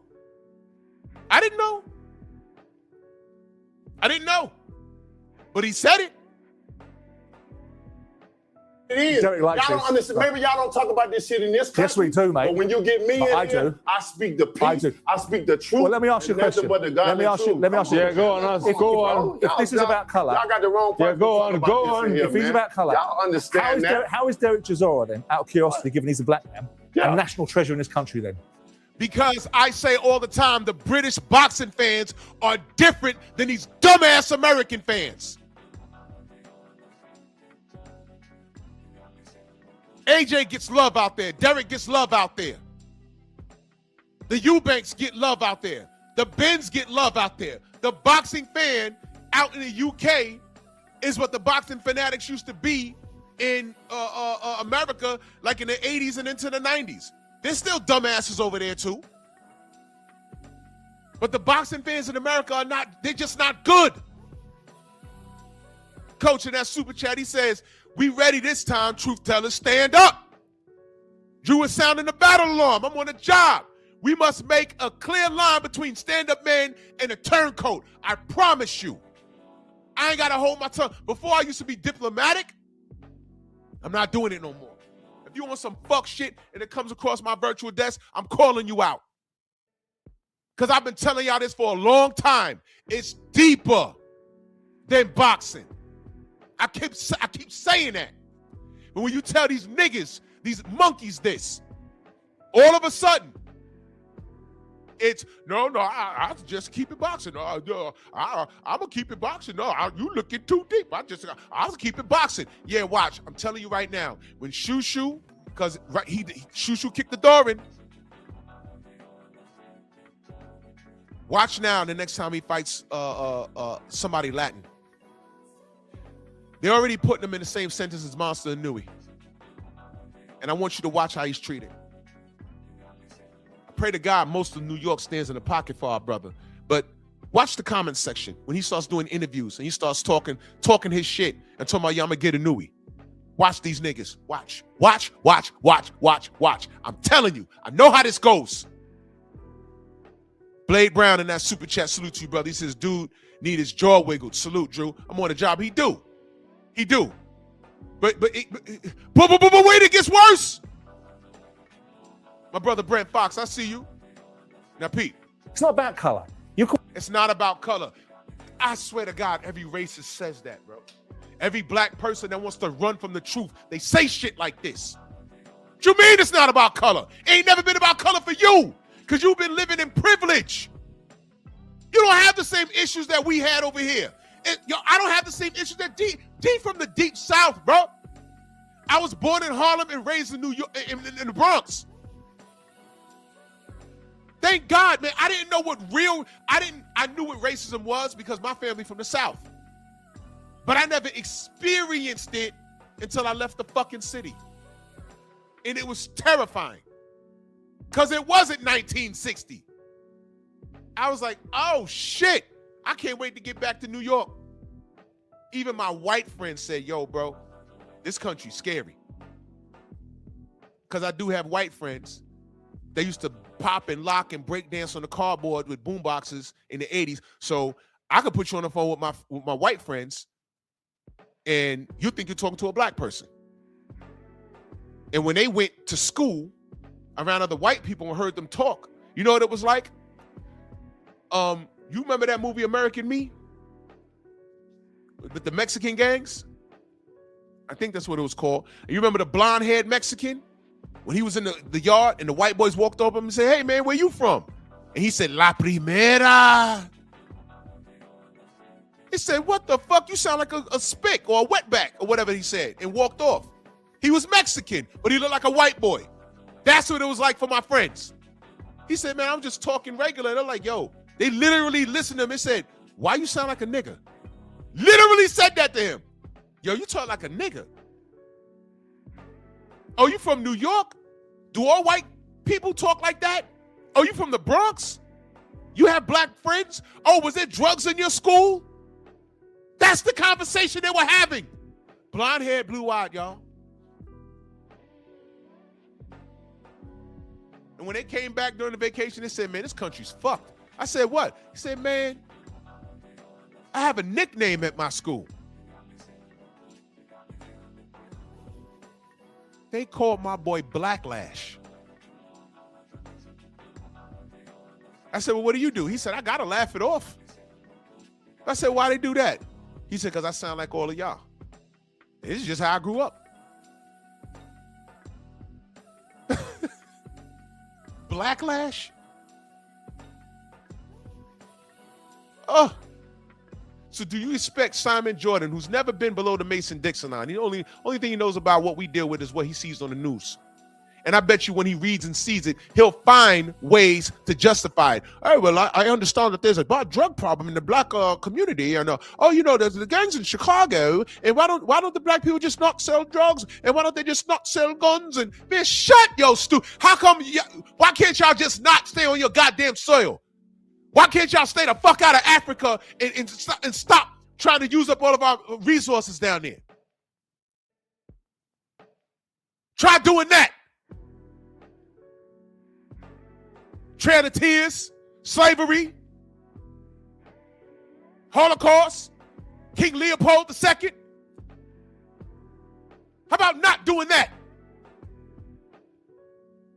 I don't let no cracker tell me anything. And don't think y'all want to talk about PTSD? Don't tell me that we're not dealing with that right now. All of it. From when bro, this is so deep. How we treat each other, we've been trained through generations. It's a scientific fact. That's why I get annoyed. We got to break out of that. But no one's listening. How many times you heard the general say, I don't want Tank in jail? How many times you heard me say that? But you out here hating on Tank? No. Forget the boxing for a second. Do you think I want this kid away from his daughters? But he's clearly made a choice because he ain't put his daughters as a priority.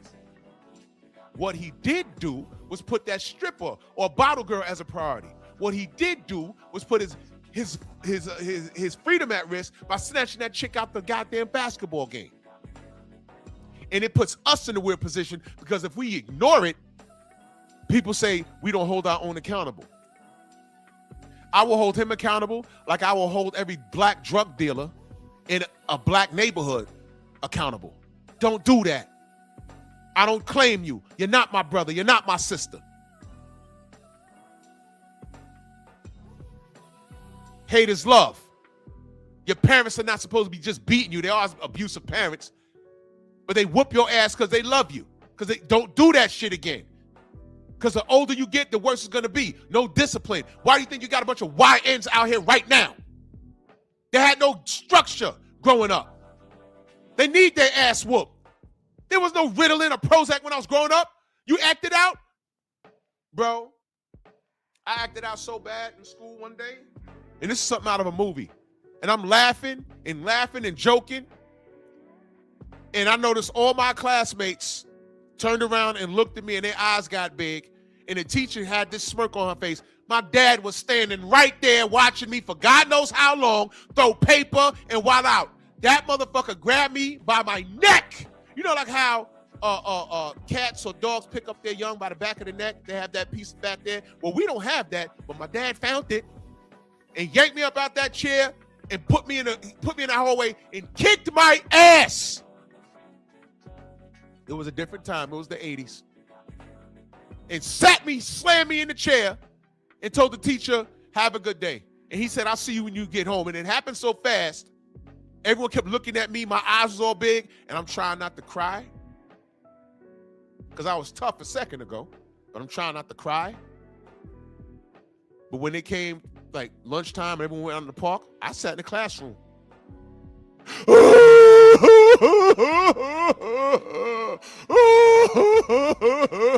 But you know what? I ain't fuck around in that class no more.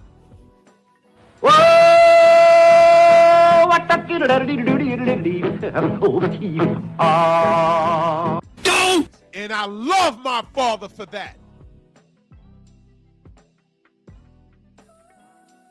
Because years later, when a couple of my friends wanted to get into some illegal shit,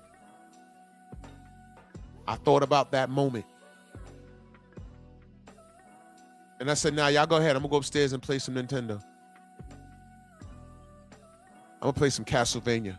Y'all go ahead. I'm good. I'm trying to beat the Grim Reaper in that game. It's difficult. And there it is. These kids don't know that love. There was no Prozac. There was no Ritalin. They didn't say you was overhyper. They were young men. We have testosterone. That's why it's important that we go outside and play. Fuck these phones. Fuck these iPads. We have to be active. Burn it out. Because what happens? You go out, you play, you get dirty, you come home, you take a shower, you eat, you go to bed. Now they want to suppress your kids by giving them pills. Don't do it. There's nothing wrong with your kid. He might have a learning disability. He might need some extra help in special ed, whatever. They still do that. But there's nothing wrong with your child.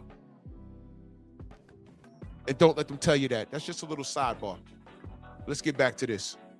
Call somebody a cheat. I asked you a question. Oh, Don't come on. like the Come on. You question. have a whole lot of black Now he's uncomfortable. He's smiling when the race thing comes up.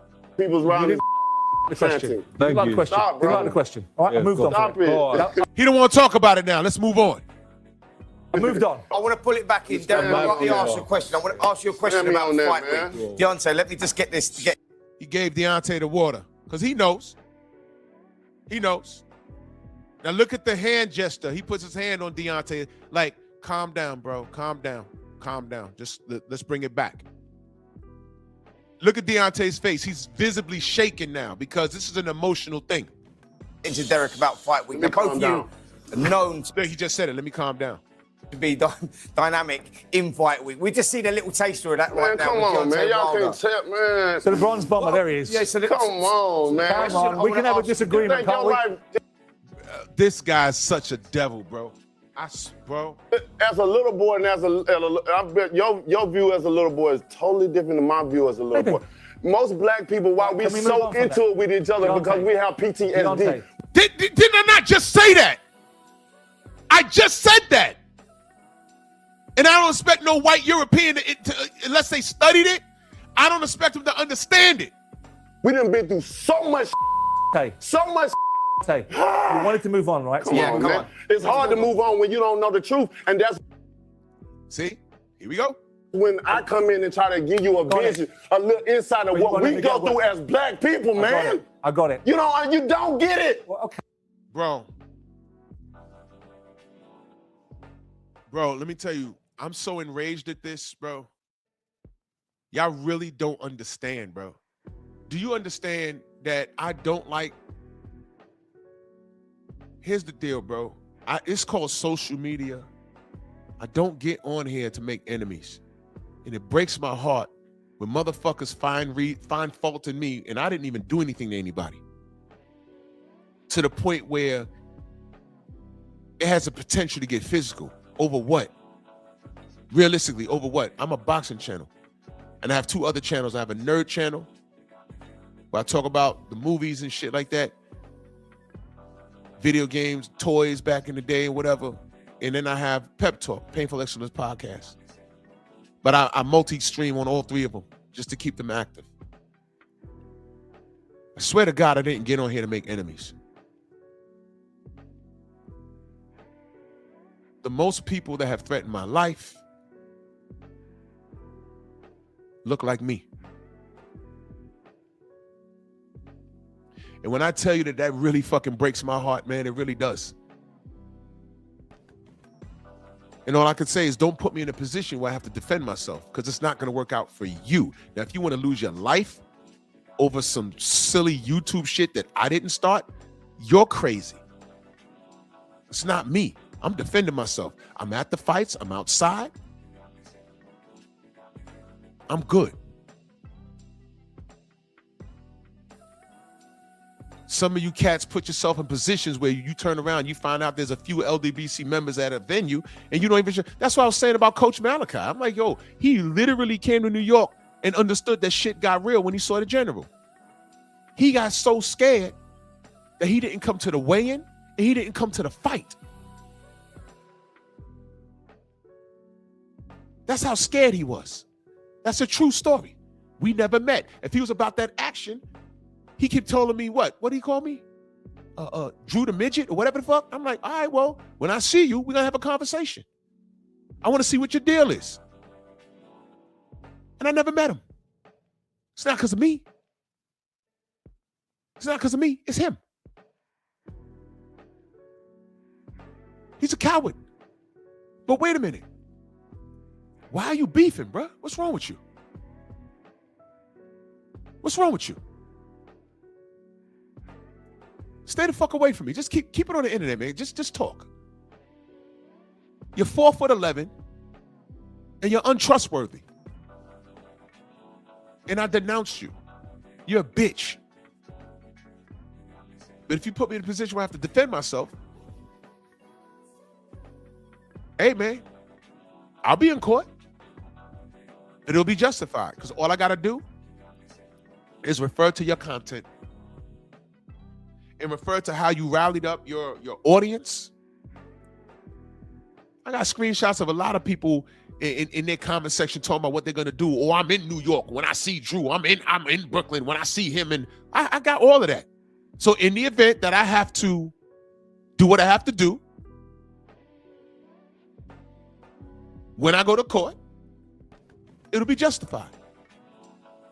My brother No Smoke TV, go follow my brother. He says hashtag to this day. We on a job, brother. I'll never forget. We was at the presser at the Barclays. I was talking to Clarence McLean and Boxing Maniac. Shout out to the Bronx. Go follow my brother Boxing Maniac, the Maniac, on all social media. And hold on a second.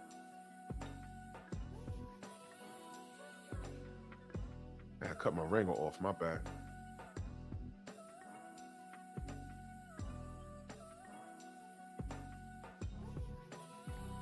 Wait a minute.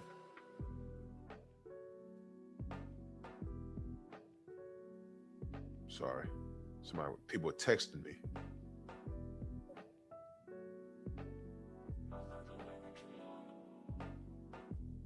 Oh, yeah, Tay, I'm just not saying, I ain't even hearing my shit go off.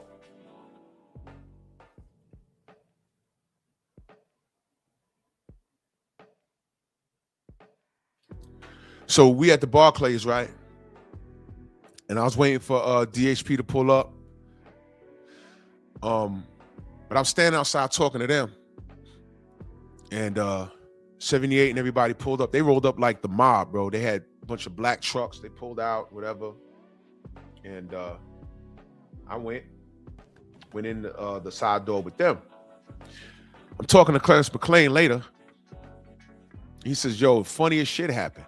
I said, what? He said, yo, when Black and CC and everybody pulled up and you left with them, he said, these two motherfuckers walked up. He was like, yo, that's Drew Titan? He was like, oh, yeah. And he said, you was over there talking, and they had like a weird look on their face. And he was like, yeah, you want to meet him? They were like, oh, nah. So his man was like, nah. Two little Spanish niggas. I said, oh, I'm outside. What you finna do? Here's the answer. Nothing. So I said, Clarence, what was that about? He said, yo, it sounded like they were scheming for a second. I am who I say I am. 6'2", 230 as of right now, with a six-pack. And I'm about that action. I'm not big for nothing. But I'm always prepared. Read between the lines. I'm always prepared. I'm going to say it one more time. I'm always prepared. I'm always prepared. So they could have snuffed me. Wouldn't have worked out for them. I grew up in the 90s. I've been jumped many times, but I ain't taking no L's. They might have thought they were going to win, but niggas take off running. I said that the other night. I'm chasing niggas. I'm like, whoa. I'm going to end up in somebody's neighborhood. 3 niggas jump on me. I'm fighting. Then they take off running. Now I'm chasing niggas. I'm like, what am I going to do? Chasing niggas up the Grand Concourse. You fucking pussies. And I'm like, whoa. That's Mount Eaton right there. I'm going to go from 3 to 300 niggas jumping on me.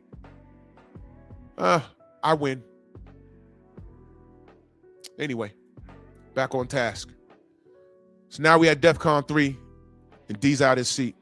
None of y'all get it. Where do you want me to go? Y'all don't get it. And that's the problem. You think you get what you don't understand. Okay. Why is it so hard? Y'all act, man. Right. You know this motherfucker Simon knew he was gonna do this, right? Man, let me I'm gonna get up. Look at him smiling, bro. A bit of that is him being uncomfortable. The other side is him being a bit embarrassed. But mission accomplished. This is what he wanted. This bitch. This is a little chaser of what we're going to get. Both of you guys are big characters. It's going to be explosive, right? I mean, I don't even have to ask this guy because I've just got a little taster. Stop touching him, bro.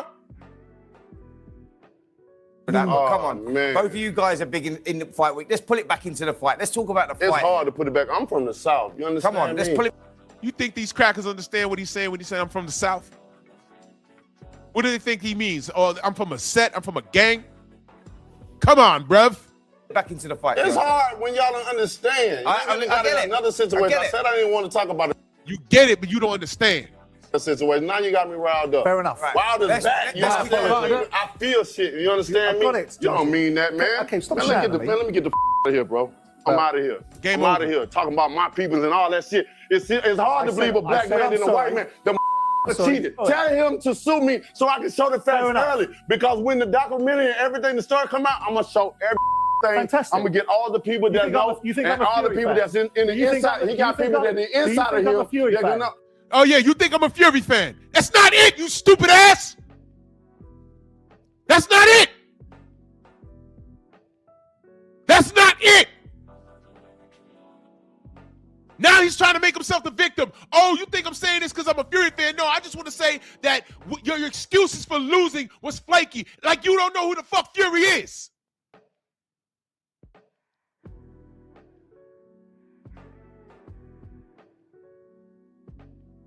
The illest trick that Satan ever pulled was convincing you motherfuckers that he didn't exist.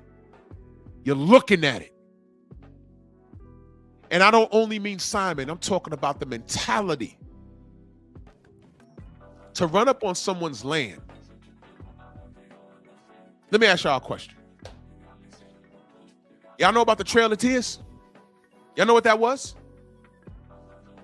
Do y'all know what the Trail of Tears was? Smallpox.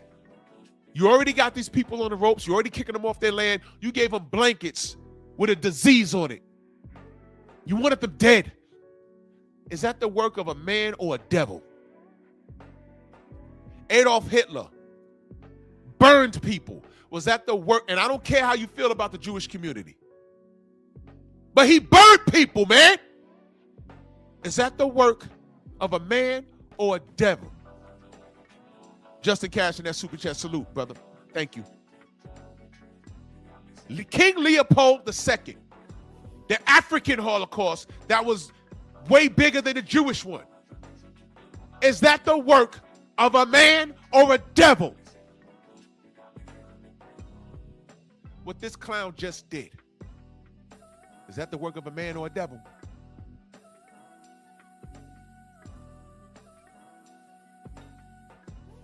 Now he's sitting there. Now look at his face. Now he's the victim. Now all 6'7" former heavyweight champion is in front of him, and now look at his face. It's not funny no more. Do you think I'm a Fury man? Now he's gonna say, "Oh, I'm not a Fury man. I'm not a Fury." No, you attacked him personally over the Fury situation.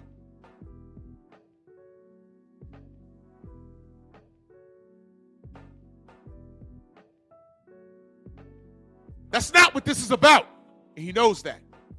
I don't about that. I'm not a Fury. I don't about it. I said we didn't want to bring him up in the first place. It ain't got shit to do with him. Fair enough. The you talking about? Yeah, man. You, man. I'm out too. Shout out to What happened Derek. there wasn't right. He told you don't bring it up, but you Come on. It's on schedule. I had to ask the question. What about Fury? Everyone else can ask him. Rick Reno asks him. Why can't I ask him? Derek, sit down. Come on. I waited for you for half an hour. Don't be a dickhead. Come on. We wanted to see the Bronze Bomber. Man.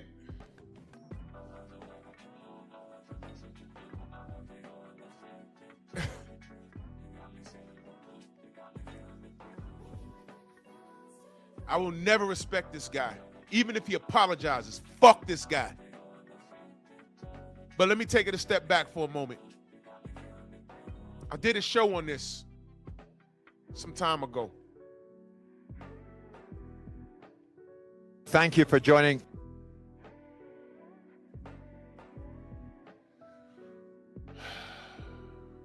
When Derek signed to fight Fury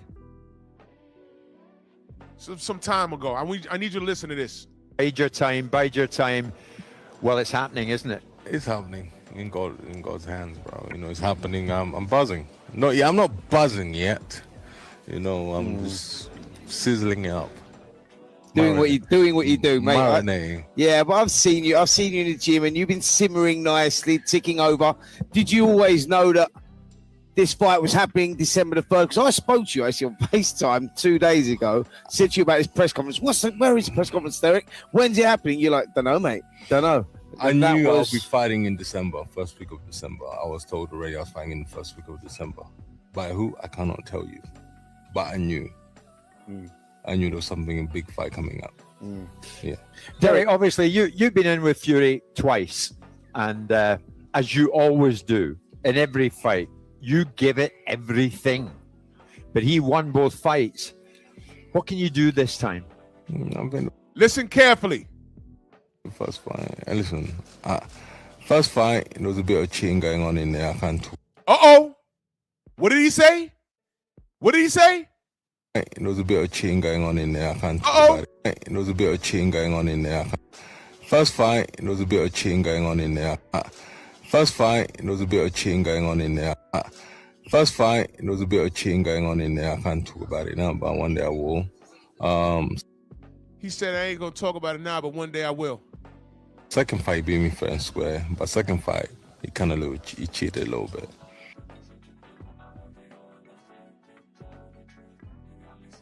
Wow. When I did a live on that, I said, Derek, you got to make more noise about that. I ain't going to tell you other things. The rest of the shit, I'll let Tay Jones tell you. Just know that I've seen shit, but I'm not at liberty.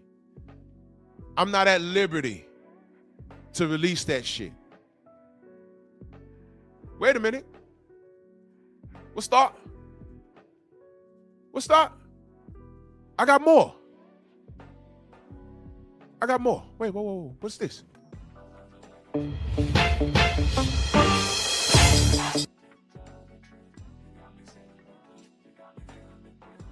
What's this?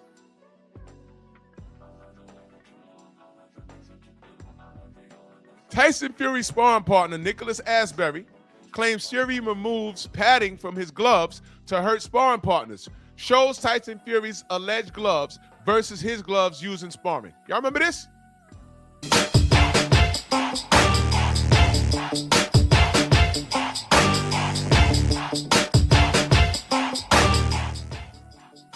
This is Tyson, and these are his bag, his sparring gloves that we were sparring with. As you can see, there's no in here, and all the padding's in the back of his. I could touch my other side of my finger with this, and there's shit in the middle of the glove. Does he know who I am? He must not know, does he? Does he? What? Oh, he does not know. Look at this, man. And then, hold on, these are the sparring gloves they told me they got from me. These thick ass. Look at. Hold on, let's see. Watch the squeeze. Going nowhere. Going nowhere. Watch. Get the fuck. Now, a little backstory. Because Tay Jones and Nicholas Asbury was on my panel. A little backstory. When that happened, first of all, that's old. Which tells you what? Fury's been doing this shit for a long time. But the backstory is Nicholas was brought into camp to help him train for Deontay in the first fight. The word was Asbury was kicking his ass in sparring. A day or two later, Asbury he said the punches felt a little more harder, felt different. So then he goes to the gym early, and that happens. He also said on my live that when he turned the glove sideways, an egg weight fell out. Why do you think we kept talking about egg weights? An egg weight fell out. Now here's the thing. He went to their team and said, what the fuck are y'all doing? You know what they did? They apologized and said, we were just trying to give our man confidence because Fury been out the ring so long.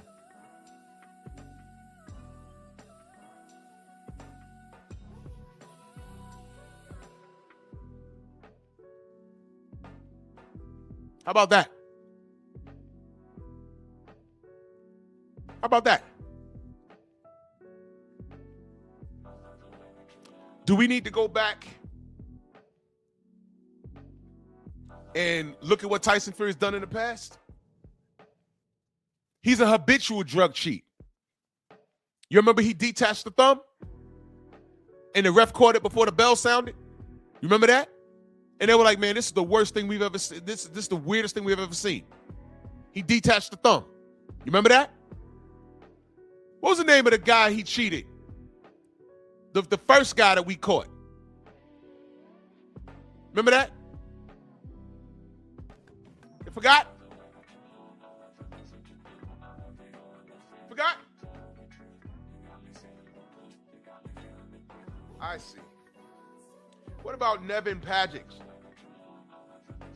Remember Nevin? Had him on the show? He was kicking Fury's ass, but then ran out of gas. Remember he said, hey man, the night before, we ate some food. Yeah, John McDermott, thank you.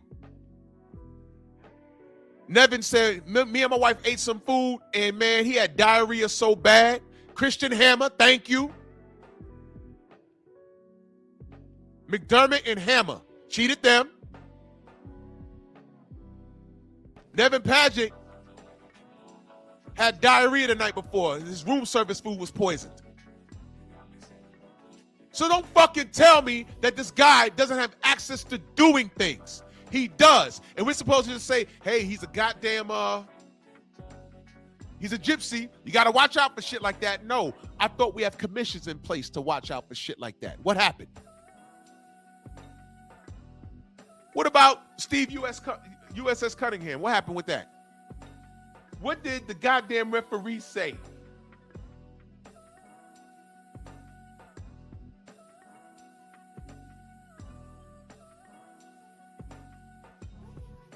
What we doing?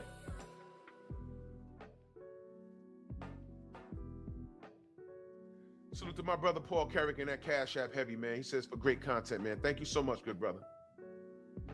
Appreciate you.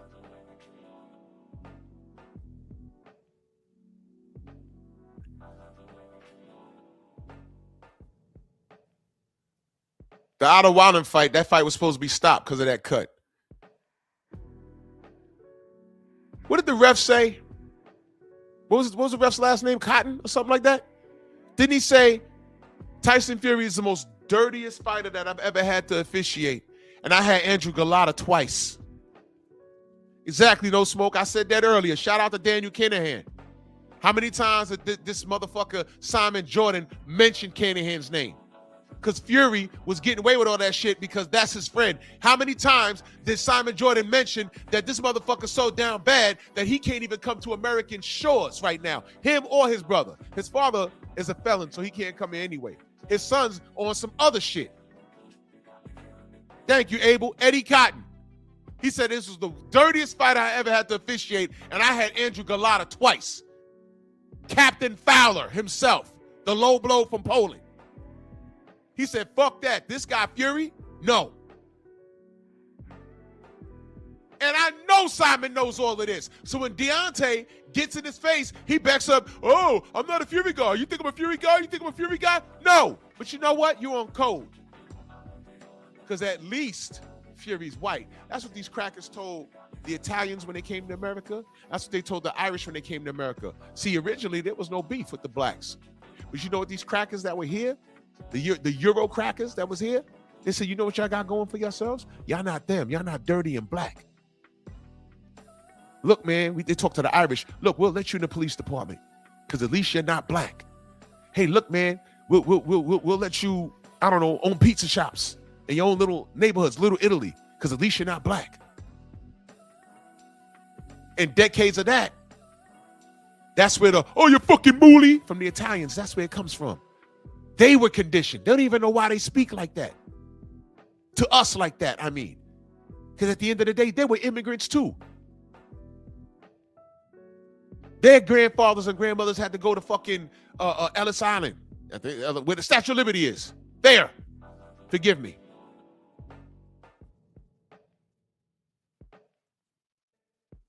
They had to get sworn in.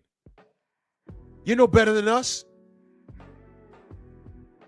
A wasp talks crazy. Y'all ever watch All in the Family? Archie Bunker? It was a comedy, but really go back and watch it. He was a racist. Hey, I was on the bus the other day and I sat next to an Italian and 50% of them smell like garlic. It made fun of white racism.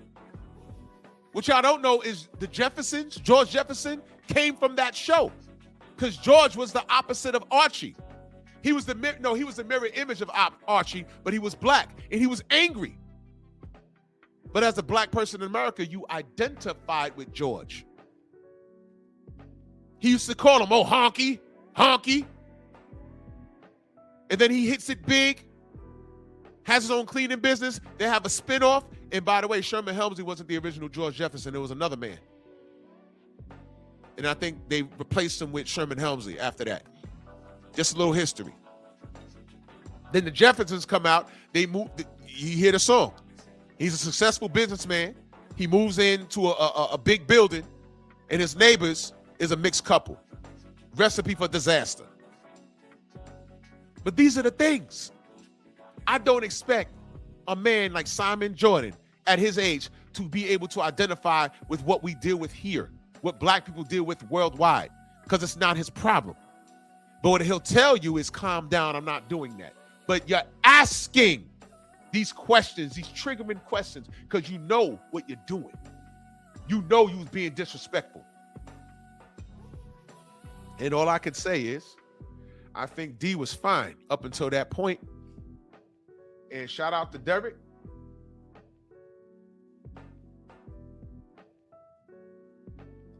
I like Derek.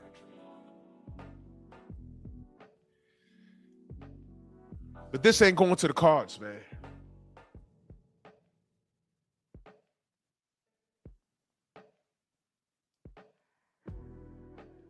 This is going to be ugly. And this ain't personal. It's boxing. Could be wrong. I could be speaking from a place of emotion right now.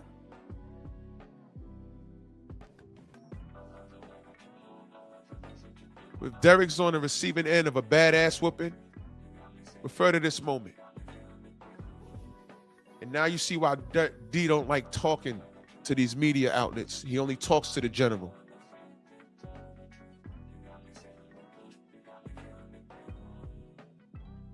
See what I mean?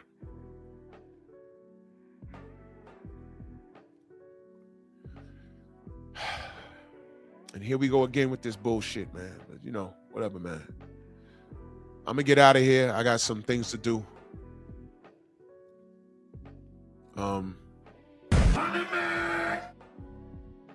Yeah, I'm upset, but I'm gonna go calm down. Salute to y'all. Salute to everybody. The Venmo, the Zelle, the Cash App, the Super Chat, man. Salute to y'all, man. And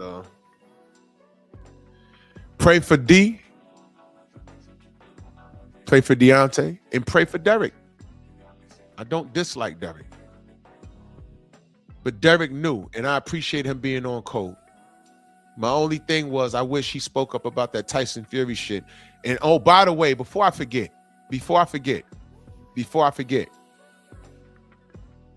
All right, Shelton, give me a second. Before I forget.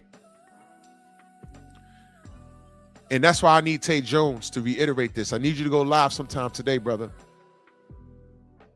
Derek contacted them in the midst of this fucking Fury shit. Did y'all know that? In reference to the gloves. Did you know that? Did you know that? You're welcome.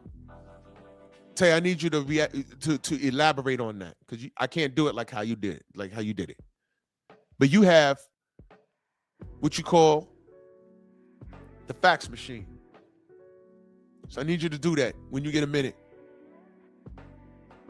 Shout out to Derek Chisora for being on code, man. And this is why he's one of those guys that I fucks with. Y'all didn't know that he reached out to the team. To the team. Y'all didn't know that. And he was very specific. We need to do something about this guy's gloves. He said that. Y'all didn't know that. Well, you know here. And Tay will put you up on game. But, you know, we just talking and we're Wilder fanboys and blah, blah, blah, blah, blah, blah, blah, blah. Okay, keep talking like that, bro. Keep talking like that. Because we know what we know. 2025 was great. True, a lot of truth came out. A lot of rights got wronged, and a lot of lies got exposed. 2026 is going to be even better. I keep telling y'all think Fury got away with this. Sometimes the gratification is not instant. But it's not on our time, it's on God's time, whether you're a believer or not.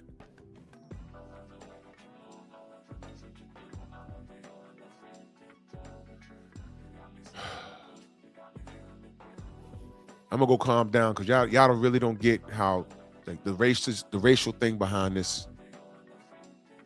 Oh boy, it's annoying. But salute to y'all, man. And y'all have a great day. I think the general's on. Let's keep the ball rolling, man. Bronx on deck. Move! Why are you gay? Who says I'm gay? You are gay.